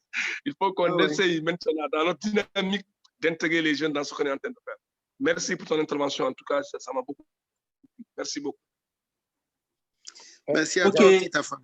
Et il y a Patrick qui t'a dit, Président, vous permettez? Président, vous permettez? Oui, Patrick. Oui, par rapport à ce que vient de dire Tafa, vraiment, je m'aligne, hein, je m'aligne. Mais moi, j'aime partir sur des cas patents. En 2008, pendant la finale États-Unis-Espagne, il y avait un jeune bambin espagnol qui n'était que Ricky Rubio à 17 ans qui a porté le ballon dans une compétition majeure, disons à l'âge de 17 ans, il avait joué 24 minutes. Quand je revois encore ce match-là, je me dis, mais finalement, celui-là, on avait commencé à le responsabiliser à quel âge? C'est seulement pour porter de l'eau au moulin de Tafa. Ce que Tafa vient de dire là, je le fais, mais sauf que je regarde d'abord le QI de l'enfant. C'est-à-dire, qu'est-ce que l'enfant a comme QI basket? Qu'est-ce qu'il a? Donc, quand je vais apprécier, je me dirais, non, je vais me dire que oui, celui-là, maintenant, on peut ajouter quelque chose. Mais sinon, ne traînons plus trop longtemps, ne traînons plus. Dès le bas âge, c'est-à-dire dès le jeune âge de l'enfant, elle a là 12 ans, 13 ans, comme il l'a dit, vraiment, personnellement aussi, je fais la même chose. Merci beaucoup. Merci. Coach Patrick. Oui, merci pour la parole. Bon, j'aimerais partager quelque chose, mais je vais d'abord répondre au coach Blaise par rapport à Ricky Rubio. OK, coach? Oui, c'est vrai, ce que Ricky avait fait, c'était des exploits, mais il ne faut pas aussi trop surcharger l'athlète. Aujourd'hui, il est où, Ricky Rubio? On n'en parle presque plus. Est-ce que c'était pas parce qu'on l'avait tellement surchargé que plus tard dans sa carrière, ça pèse? Donc, il faut pas aussi aller trop vite avec les enfants. Sinon, mon intervention, c'est par rapport aux athlètes que nous recevons dans nos clubs. Moi, je suis dans une région en RDC. Les deux grandes régions, c'est Kinshasa et Lubumbashi. J'évolue beaucoup plus à Lubumbashi, là où on n'a pas vraiment des athlètes comme à Kinshasa. Quand vous parlez des fondamentaux à l'âge de 12 ans, conception et jeu en continu à l'âge de 15 ans, perfectionnement à l'âge de 18 ans. Mais la plupart des enfants que nous recevons, pour l'introduction du basket, ces enfants-là ont 16 ans, 15-16 ans. Donc, c'est à 15-16 ans que nous devons travailler les fondamentaux, en même temps la conception et le jeu en continu, parce qu'on joue un seul championnat. On n'a pas de championnat de U13, on n'a pas de championnat de U14, il n'y a pas de championnat de U15. Alors, nos entraîneurs sont butés à ce problème-là par rapport aux dirigeants des clubs aussi. Parce qu'un enfant de 16 ans, vous devrez l'apprendre et les fondamentaux, et la conception, et les jeux en continu, et le perfectionnement, parce qu'on a besoin d'un rendu pendant les matchs. Quel conseil donnerez-vous aux entraîneurs qui sont butés à ce problème-là, qui reçoivent les enfants pour leur première fois au basket à l'âge de 15-16 ans? Oui, c'est une réalité. Ah, c'est vrai. C'est vrai, mais moi, je vais d'abord donner une réponse globale. D'abord, pour moi, la réponse globale, c'est quoi? C'est vraiment d'essayer le basket scolaire. Si vous commencez par le basket scolaire, vous pouvez récupérer beaucoup de jeunes. Le basket scolaire est une filière très intéressante. À commencer par l'école primaire, j'étais beaucoup de ballons dans l'école primaire, dans les lycées, dans les collèges. Je crois que vous pouvez récupérer beaucoup de jeunes. Ça, c'est la première proposition. Ma deuxième proposition, je reçois un enfant de 14 ans, 15 ans, mais je serai obligé parce qu'il y a des choses d'abord qu'il a vraiment perdu. Tout ce qui est développement de la coordination, tout ce qui est vitesse, il y a beaucoup de choses de travail qu'il ne va pas travailler. Mais attention, je ne dirais pas qu'il ne va pas réussir. Il peut bien réussir au basket. Maintenant, il faut faire ce que j'appelle moi les circuits training tout le temps.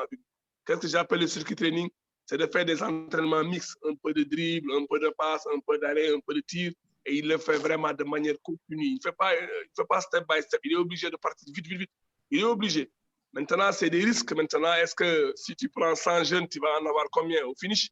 Parce que déjà 15 ans de sa vie sans faire du basket, c'est compliqué. Mais chaque pays a ses réalités. Peut-être que c'est des joueurs de grande taille, peut-être que c'est des joueurs qui ont beaucoup de forme physique, peut-être qu'ils ont beaucoup d'atouts. Donc, ça ne veut pas dire qu'ils ne vont pas réussir, mais il faudrait vraiment augmenter le rythme d'entraînement et il faut vraiment faire beaucoup de fondamentaux rapidement. Moi, j'ai commencé le basket à 13 ans. Je ne vous le cache pas, j'étais footballeur. J'ai commencé le basket à 13 ans. Donc, on m'a vu dans un championnat scolaire de football comme gardien de but. On m'a transféré au basket à 13 ans et à 17 ans, j'étais international junior. Donc, c'est pas, comme je le dis, ce n'est pas impossible. L'essentiel, c'est d'y croire, d'augmenter le nombre d'entraînements. Et je crois que c'est possible de le faire. Okay. Merci. Merci. Je veux faire un petit apport. Ouais. Oui, vas-y. Je pense aussi qu'il faut, comment dire, être capable de faire aimer, comment dire, aimer le ballon. Le thème m'échappe. Que ce jeune-là qui vient à 15 ans, qui aime le ballon. Oui. Je ne sais pas si je me fais comprendre assez bien. Oui, je vous comprends. Ils doivent aimer le ballon, aimer le jeu.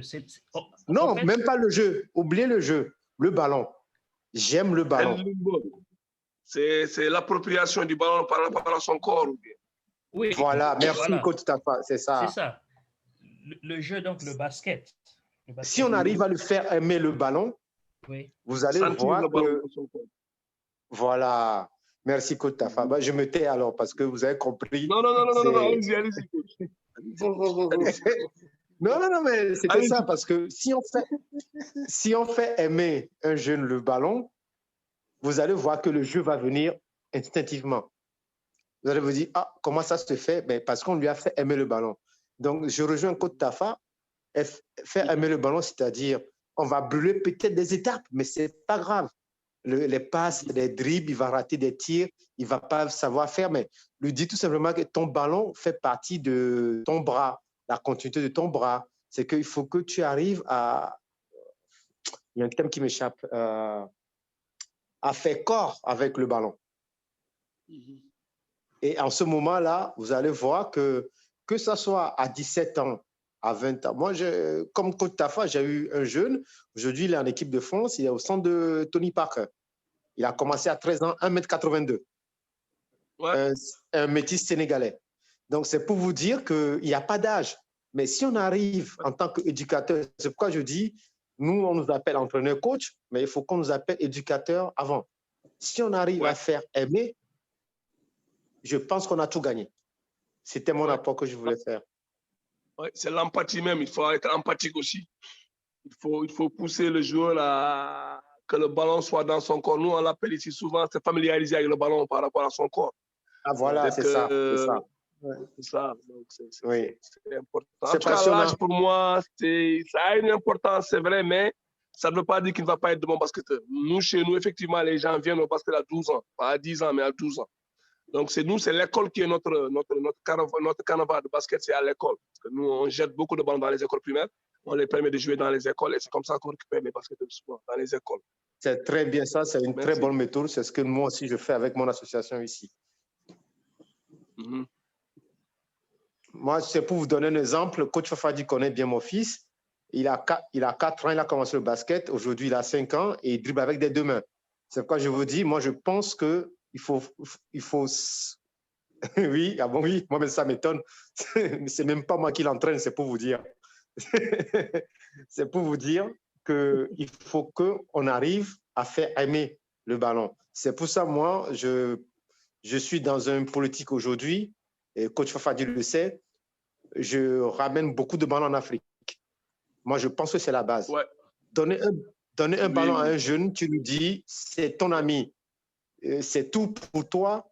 Demain, tu en fais peut-être pas un basketteur, mais tu as fait quelqu'un qui va œuvrer pour le basket parce qu'il a aimé le ballon. Ouais, avis. Coach Fafadi, il faut pas. Oui, non, moi, c'est. Mais puisque vous avez tout dit, moi, je vais dire quoi? Bon, en fait, c'est que, bizarrement, nous tous, nous avons, dans le milieu africain, nous sommes tous passés par là, quoi, en fait. À un moment donné, ici au Togo aussi, on a constaté que le championnat senior se joue par des gens qui ont appris le basketball sur le temps. Ce qui fait qu'à un niveau donné, on constate qu'il y a des lacunes. Bon, on commence très tard. Et il y a certains gestes, si vous ne les avez pas faits lorsque vous avez le bas âge, vous ne pouvez plus le faire lorsque... Et donc, on a fait des constats comme ça. Et du coup, la solution a été instinctive et on a commencé par faire de petits centres. Les centres se sont créés à gauche, à droite, puisque c'est maintenant que la politique scolaire a repris. Mais les centres ont fait en sorte qu'il y a des jeunes qui, dès le bas âge, commencent par maîtriser les fondamentaux, etc., etc. Et on espère que dans peu de temps, on aura de bons athlètes quoi, dans un futur proche. Mais ce qui est important ici, actuellement, c'est que l'État veut prendre en charge le championnat veut remettre en place le championnat scolaire. Et ce championnat scolaire passe par la formation des jeunes au niveau des différentes écoles. Et comme Tafa l'a dit, coach Addo aussi l'a dit, je crois que la technique, c'est les ballons, injecter des ballons, surtout pour les petits, des ballons de petite taille, pour qu'ils puissent avoir une certaine maîtrise des fondamentaux dès le bas âge et qu'on ne soit pas obligé de les prendre lorsqu'ils vont être déjà âgés avant qu'ils ne commencent le basketball. Et je crois que c'est coach Patrick qui a posé la question, il faut aussi aller sur la base des communes aussi. Sur la base des communes. Si les communes ont des structures sportives, peut-être avec jouer un peu aussi ce côté-là pour former peut-être de petits centres, pour animer de petits centres communaux où ce n'est pas où on injecte le ballon dans ces centres-là pour que les enfants puissent, pas forcément dans le sens de école pour qu'ils aboutissent, mais puissent s'amuser déjà avec le ballon comme on a l'habitude de le dire. L'essentiel, c'est être ami du ballon, se familiariser avec le ballon. Et moi, j'étais au lycée français et j'ai remarqué que les enfants, même pendant la récréation, dans la journée, ils ont déjà un ballon de basket dans les mains. Et c'est ça ce qui a donné un engouement au jeu après. Et vous les voyez le matin, ils viennent avec un ballon de basket. Ne serait-ce qu'avoir ça dans la main, causer avec des amis. Ouais. Donc, j'ai compris qu'il faut se familiariser avec le ballon, être un ami avec le ballon. J'ai un coach qui me disait qu'il faut dormir avec son ballon. C'est-à-dire, vous dormez, vous allez sur votre lit, votre ballon, et c'est votre ami, en fait. C'est un peu ça ce que je veux dire. Voilà. J'ai deux questions. Avant, je pense que vous allez finir, mais j'ai deux questions pour Coach Tafa et Coach Fafadi. Oui. Et une question pour nos journalistes qui sont là. Est-ce qu'on peut me le permettre ou pas? C'est tout. Oui, allez-y. C'est tout. Est-ce que tu as d'autres questions? Parce que s'il y a d'autres questions... Ah oui. Non, il y a pas plus de questions. Ah, une seconde. Il y a Patrick qui t'indique qui a levé la main, mais bon. Coach Addo, vous pouvez aller. OK. Ma première question pour les journalistes qui nous suivent ce soir. Comment dans quelle mesure pouvez-vous apporter l'émancipation au niveau des écoles, des clubs, des centres de formation par rapport à votre boulot de propagande au niveau du basket? Qu'est-ce que vous pouvez apporter par rapport à... Parce qu'on va dire que vous êtes plus devant que nous. Ça, c'est ma question pour les journalistes. Et ma deuxième question, c'était pour coach Tafa, coach, ou les autres coachs. Hein. Comment vous... J'aimerais bien partager, vous partagez un peu avec nous comment vous travaillez avec les de U7 jusqu'à U10 en Afrique. Merci.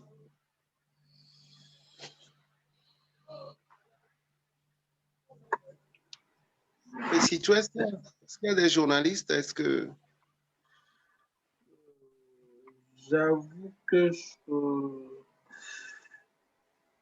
Angelo n'est pas là?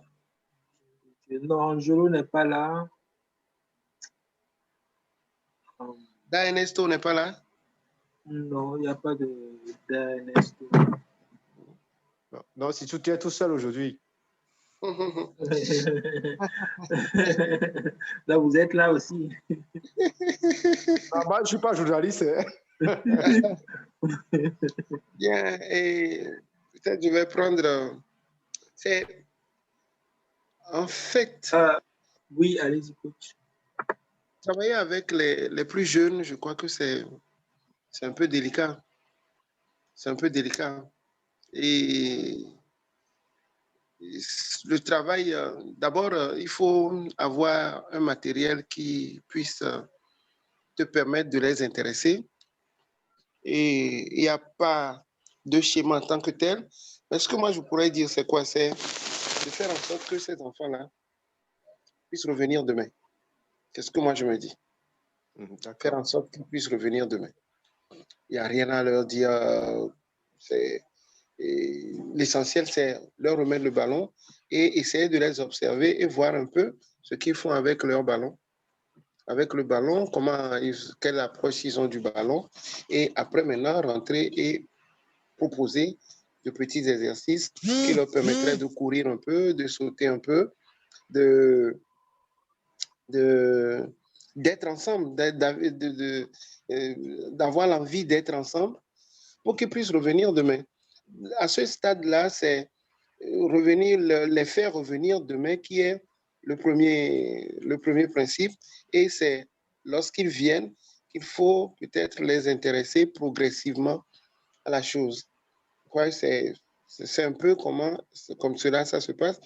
J'avoue que ici, ça ne se fait pas de façon systématique.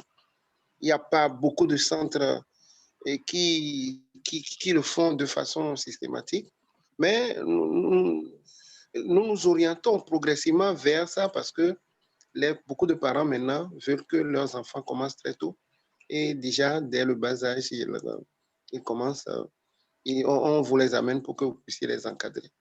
Et paix à son âme, Séraphin qui disait que lorsque l'enfant est à l'école primaire ou bien va quitter l'école primaire, il faut que l'enfant puisse avoir envie de jouer le basket. Et ça, c'est ce qu'il faut lui inculquer.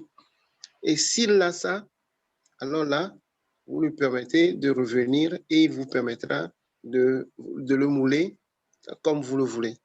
Donc, voilà un peu ce que je pourrais dire par rapport à comment s'occuper des jeunes à partir au Maroc, ils commencent à partir de 4 ans. Hein. C'est pas, Tafa, toi aussi, tu commences à partir de 4 ans. C'est extraordinaire. Non. C'est extraordinaire. Non. M'a dit qu'il commence à 4 ans. Oui. Nous, en Mauritanie, c'est pratiquement comme le Togo. Nous, les enfants viennent tardivement au basket. Ils viennent vraiment à 10 ans, 11 ans au basket. Mais, je mets un mais. Tous les enfants qui viennent tôt au basket, c'est les fils des entraîneurs, c'est les petits frères des joueurs qui viennent regarder un peu dans les centres. Et c'est cette année réellement que nous avons eu un centre qui a des enfants, vraiment, 4 ans à 8 ans, on a vraiment une quarantaine de jeunes qui viennent. Mais comme dit coach Fafadi, c'est des gens qui viennent confier leur enfant. Ce n'est pas réellement du basket, c'est le week-end. on a pris des heures le week-end pour garder les enfants au basket parce qu'on a eu la chance d'avoir des amis qui sont en France qui nous ont donné beaucoup de ballons de taille 3 et de taille 4. Donc, on a amené ça au terrain et tu viens t'inscrire, tu as un ballon. Donc, l'enfant, quand il a un ballon, donc chaque week-end, le samedi et le dimanche, il vient le matin de 8h à 9h30. Donc, les parents les amènent là-bas. Des fois, on fait des journées, ils passent la journée avec nous là-bas.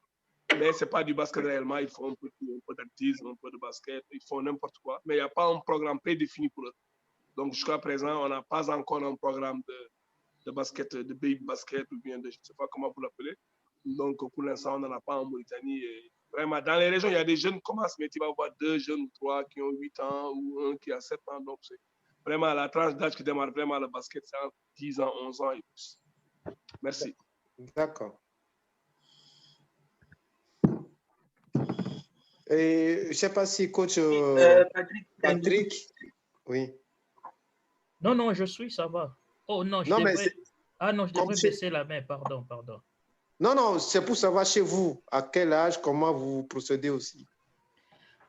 Bon, comme je l'ai fait savoir un peu plus tôt, hein, nous, vraiment, on reçoit les athlètes tard. C'est vraiment à l'âge de...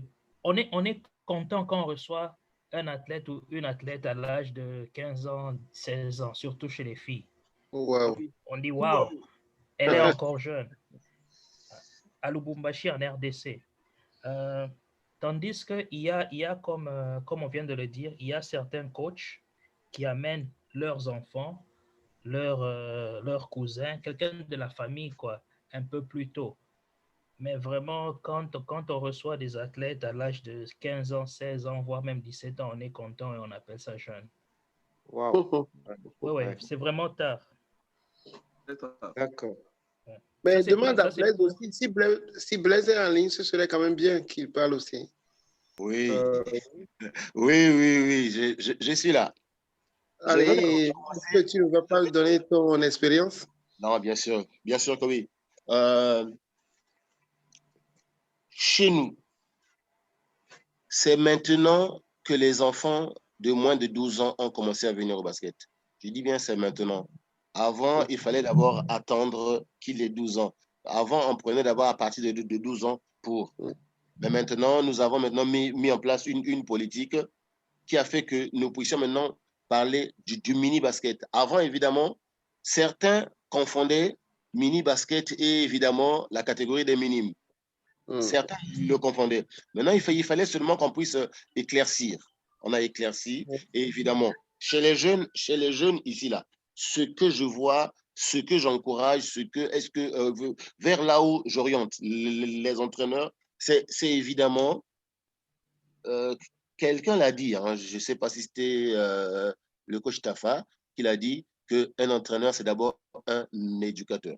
Donc, dans la formation des enseignants d'éducation physique dont j'ai la charge, c'est d'abord les orienter vers la gestion des jeunes parce qu'eux, au moins, ils ont, disons, un bagage pédagogique. Et par rapport à cela, c'est seulement rechercher des exercices attrayants, disons, voilà, disons, avec ballon, mais avec, disons, on fait souvent un travail à effectif réduit parce que, évidemment, quand on regarde le terrain du mini-basket, c'est d'abord un terrain à dimension réduite, ou carrément, on prend un grand terrain que l'on coupe maintenant, on place les panneaux mobiles en largeur des terrains. Donc, on peut avoir un terrain qui peut mesurer maximum 16 mètres, sinon 14 mètres. Et là, maintenant, on fait jouer les enfants, on leur fait le 2 contre 2, 3 contre 3. Chez les moins de 12 ans, je déconseille le 55. Je dis non, c'est pas encore ça. Comme a dit le coach Tapa, le basketball commence à partir de 12 ans. À partir de 12 ans, là maintenant, on peut commencer à parler basket. Mais le mini basket, c'est évidemment avant cela. Et le mini basket aussi, évidemment, a bien ses règles. Donc, il faudrait que l'on puisse rentrer dans ça. Concernant notre frère Patrick, oui. je connais la RDC. J'ai déjà animé des cliniques à Kinshasa. Souvent, quand il y a la Coupe du Congo, quand j'ai le temps, quand le temps me le permet, je fais Libreville-Kinshasa, j'arrive là, j'échange avec les entraîneurs. Le grand problème de la RDC, c'est un problème de formation. Je ne peux pas vous poser la question la dernière fois que vous avez eu un stage d'entraîneur là-bas. Je ne voudrais pas. Je m'abstiens. Je m'abstiens. C'est parce que c'est mon quotidien. C'est mon quotidien. Je le sais et je le vis. Et moi, ça me fait très mal. Si aujourd'hui, je suis instructeur, mais qui m'a motivé? C'est le défunt Ngoy Ngoy. Ouais, c'est ça. C'était mon père. Voilà. C'est ce monsieur-là, c'est lui, moi, qui m'a initié. C'est lui qui m'a dit, qui m'a même donné le goût de transmettre aux autres. C'est lui. Là, nous sommes, je crois, dans les années 2004, 2005, comme ça. Il me dit, non, petit, tu as le potentiel. Et évidemment, je m'y suis mis. Jusqu'à aujourd'hui, bon, ben, je suis instructeur. Bref, le problème, ce n'est pas être instructeur, mais le problème, c'est rester dans la formation. Hein? C'est former pour former. La RDC, son grand problème, c'est un problème de formateur. Parce qu'aujourd'hui, c'est pas demain hein, que la RDC va encore avoir les mois d'Imabika. Parce que les UE et autres, là, voilà. C'est d'eux que je voulais parler là. Parce que la niaque que les grands avaient n'ont pas transmis ça. Je dirais bien, n'ont pas transmis ça. Et l'autre grand problème en RDC, c'est difficile de trouver des entraîneurs qui manipulent l'outil informatique. Voilà, voilà. Ce sont des gens qui apprennent dans le tas. Mais on doit d'abord se former.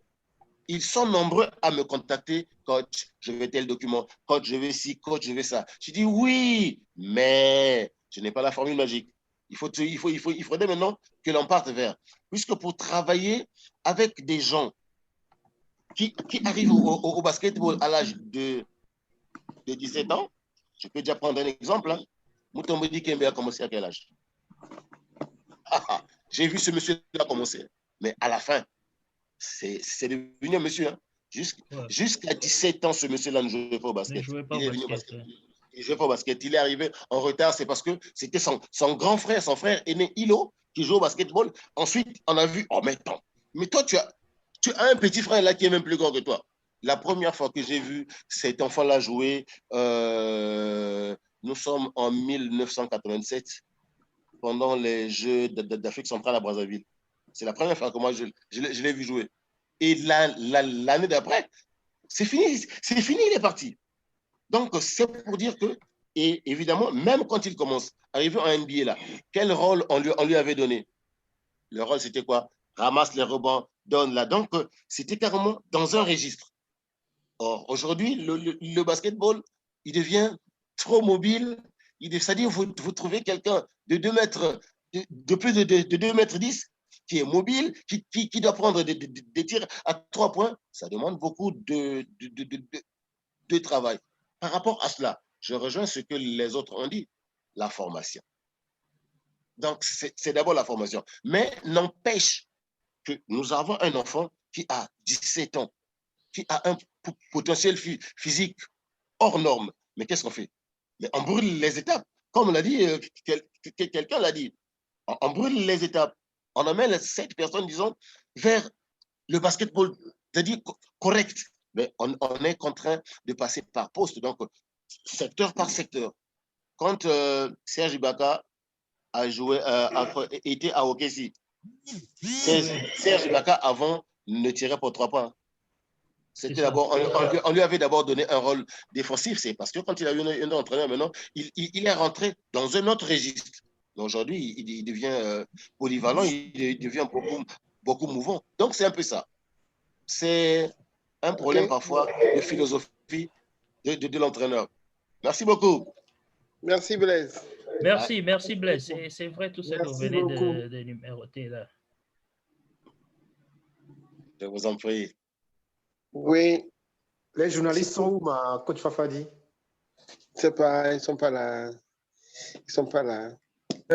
Oui, bon, il y a Roland Agbetoka qui a levé la main. Oui. Roland, vous avez la parole. Oui, est-ce que vous m'écoutez? Oui.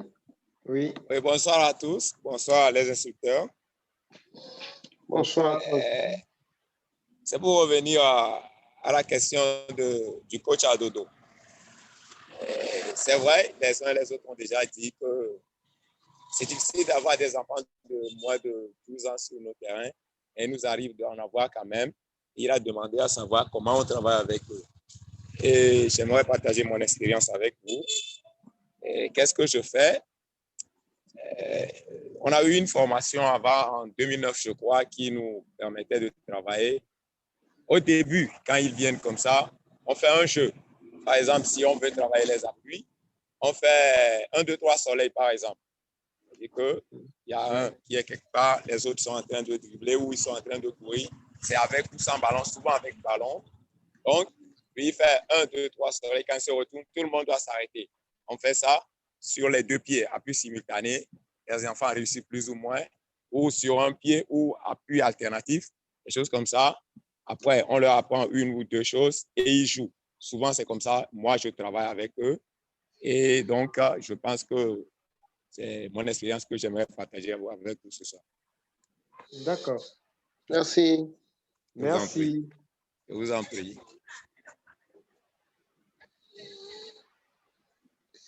Baba, ta question pour les journalistes, c'était quoi? Ben, comment eux, leur rapport par rapport au basket au niveau des jeunes? Bon, peut-être je vais risquer un peu. Au niveau des jeunes. Oui. Au niveau des jeunes. Ce que les journalistes, ouais. Ils apportent. Oui. C'est ça, oui. C'est en gros, c'est ça, quoi, la question. OK. Bon, j'ai pu suivre certains webinaires auparavant. Oui. Et les relations entre les acteurs du basketball et le journaliste aujourd'hui sont des rapports assez étroits. Hein? Assez étroits. Pourquoi? Parce que j'ai compris 2 choses. La première des choses, c'est que ce n'est plus le journaliste qui va dire ce qu'il a vu de l'entraîneur. Parce que l'entraîneur, c'est tout autour de lui, c'est des gens qui sont là. Et puis, c'est l'entraîneur qui veut plutôt que le journaliste véhicule l'image de son équipe. Et l'entraîneur et le journaliste doit savoir où aller avec l'entraîneur ou bien l'équipe. Je ne sais pas si vous voyez là. Oui, donc, oui. il y a des journalistes qui ils ne peuvent plus détruire aujourd'hui une équipe ou bien ils ne peuvent plus parce que les deux sont tellement liés aujourd'hui que la relation est une relation de ménage en fait. C'est une relation de ménage où ils se comprennent et ils mènent leur vie comme ça. C'est un peu ce que je pourrais dire par rapport à ça pour avoir écouté notre cher ami Dao faire un webinaire. Et c'est ce que j'ai compris en tout cas. D'accord. Ce n'est plus des relations où le journaliste va voir un match, va commencer par critiquer, etc., etc. Mais c'est plutôt venir vers l'entraîneur, savoir ce que fait l'entraîneur, quelle est sa philosophie et véhiculer un message sur l'entraîneur, bien sûr, toute une équipe. Puisque tu sais qu'aujourd'hui, c'est des entreprises, c'est des industries. Vous risquez de bousiller toute une entreprise si vous ne savez pas parler d'une équipe aujourd'hui. Et dans cette relation-là, le basketball aussi tire un peu de profit. Voilà un peu. D'accord. OK. Parce que j'essaie de me situer parce que je suis entre les deux et parfois il y a des trucs qui m'échappent et c'est tout simplement pour avoir aussi une idée là-dessus. Voilà, une idée là-dessus.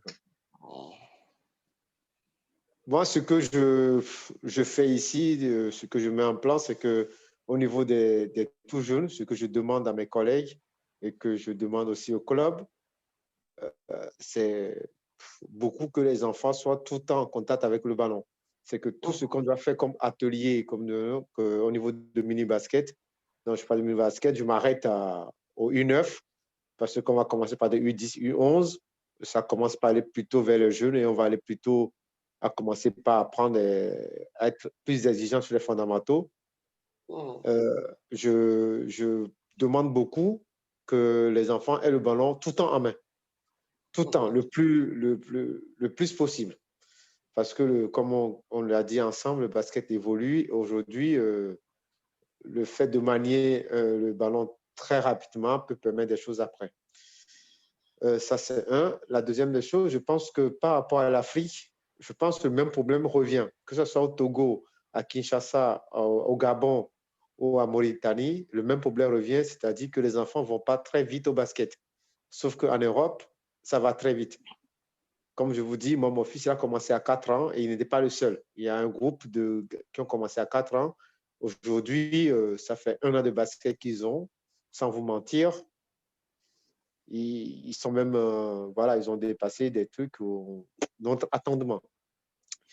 Est-ce qu'on ne doit pas, en tant que technicien, parce que moi je me remets un peu avec vous, hein, est-ce qu'on ne doit pas réfléchir avec, comme a dit, aller dans les scolaires et essayer de mettre en place quelque chose pour que très tôt on touche cette tranche d'âge pour que très tôt ils arrivent au basket. C'est la meilleure solution aujourd'hui. J'espère que les autres sont là. Je ne sais pas s'ils sont partis ou pas, mais qu'on puisse peut-être travailler là-dessus. Oui. Je crois que c'est la meilleure solution actuellement. Oui, d'accord. Très bonne solution. La meilleure solution. Moi, je pense qu'à travers ces binaires, je crois qu'un réseau peut se créer pour vraiment créer des déplacements dans certains pays de temps en temps, chercher du matériel en Europe, pour aider les centres de formation. Nous, chez nous, c'est les centres, il y a des centres de mini-basket qui peuvent vraiment aider. Je pense qu'à travers ces binaires, c'est un réseau qui doit se créer et puis on verra ce qu'on peut faire les uns des autres. C'est comme ça qu'on doit faire. Il faut que ça soit après des présentiels, aller dans un pays, faire du présentiel, distribuer du matériel, faire de la formation. Moi, je pense qu'il faudrait penser à long terme. Pas qu'on reste comme ça sur des trucs un peu binaires. Il faut aller dans le présentiel, faire des projets et chacun se rencontre dans un pays et faire quelque chose de concret. Je crois que c'est encore beaucoup mieux. Ça, c'est une idée que j'ai eue comme ça à travers vraiment les idées d'Adodo. Moi, je pense que non, je travaille déjà avec Coach Fafadi, c'est pour ça que j'en parle, parce qu'on travaille déjà ensemble. La dernière fois, notre camp, ça a fait 200 jeunes au lieu de 100. Et j'ai été au Bénin aussi. J'ai eu plein de... Et je pense que ça soit en Mauritanie, en France ou au Gabon, je pense qu'on partage, quoi. Il faut qu'on soit capable de se visiter parce qu'on n'a pas, une connaissance, on a une expérience. Il faut qu'on partage nos expériences et que petit à petit, on puisse s'entraider, quoi. Ouais, créer un réseau. Il faut créer un réseau, un très grand réseau. Parfait. C'est pour ça que j'interpelle beaucoup les journalistes parce qu'aujourd'hui, nous, on est sur le terrain, mais je pense que c'est les journalistes qui peuvent aussi nous porter là-dessus, de parler de ce que nous on veut faire, ce que ce réseau veut faire, ce qu'ils ont déjà fait, ce qu'ils veulent faire et comment ils peuvent aussi vendre, pas vendre parce que nous on vend rien, on vend nos expériences, mais parce qu'aujourd'hui quand je vois le Congo, qu'on me dit que les jeunes viennent qu'à 15 ans, j'ai pas crié, mais ça me fait waouh, quoi. J'ai dit waouh. On est en 2020 et que nous, à 4 ans, on reçoit les jeunes. Ça veut dire qu'il y a un pays en Afrique que les jeunes commencent après 10 ans. C'est pas partout au Congo, hein? Oui, mais bon, excusez-moi, j'exagère, mais bon, c'est une façon de parler. Excusez-moi. Non, ça va. Kinshasa a une avance par rapport aux autres provinces. Kinshasa, il y a quand même des enfants de 10, 11, parce qu'il y a beaucoup de formateurs à Kinshasa. Alors, ils prennent le temps pour avoir des écoles de basket. D'accord. Ouais. Moi, je pense que la pratique doit être aujourd'hui, vu comment ça se fait en Europe, aux États-Unis ou ailleurs, en Chine, il faudrait que, bon, nous aussi, on soit, voilà, que tout le monde ait accès. Si par notre réseau, on peut, comme dit Coach Tafa, faire un projet où chaque année, on doit donner des ballons à gauche, à droite, moi, je suis partant. Hein. Je suis partant. C'est pourquoi on a besoin des journalistes, quoi. Moi, je le fais au Togo aujourd'hui avec Coach Fafadi, bon, il peut vous le dire, mais j'aimerais voilà, que tout le monde ait accès à ça. Parce que les enfants, c'est l'avenir. Hein, c'est pas... Moi, je pense que le réseau il peut être très intéressant. Nous, on a des gens en France, par exemple, le président du basketball du comité de Paris, c'est un Mauritanien qui est là-bas. Donc, il aide beaucoup la Mauritanie par rapport au ballon. Mais si on fait un réseau, c'est encore beaucoup mieux. Tu vois ce que je veux dire? Ça va être des projets qu'il faut mettre sur 1 an, sur 2 ans. Et on peut tourner dans certains pays. Je crois que c'est beaucoup mieux. Qu'on travaille, que ça soit du présentiel, vous vous déplacez, tout le monde vient en place, Fafadi, toi, tout le monde en Mauritanie. L'autre année, on va au Togo. L'année suivante, on va au Congo. Je crois que c'est mieux comme ça. Que ça soit très bien préparé. D'année en année, on bouge dans les pays. Je crois que c'est beaucoup mieux. Je suis d'accord avec vous. Et merci. Et je vais peut-être demander à Sitou s'il y a encore des mains, s'il n'y en a pas. Non, il n'y a plus de questions, coach. Donc, je pense que on va demander à coach Tafa de conclure son intervention. Coach Tafa. Ok, bon, je pense que, comme je l'ai tout le temps dit, je suis vraiment très, très content de partager mon expérience avec tout le monde. En tout cas, je suis vraiment là, je suis prêt à continuer à travailler avec vous. Je pense que c'est intéressant. J'ai découvert un monde ici. Coach Adodo que je ne connaissais pas. Et puis Blaise, notre ancien était là, je ne l'avais pas reconnu. C'est maintenant que je l'ai reconnu. Donc, je remercie vraiment tout le monde et je me dis que c'est vraiment une...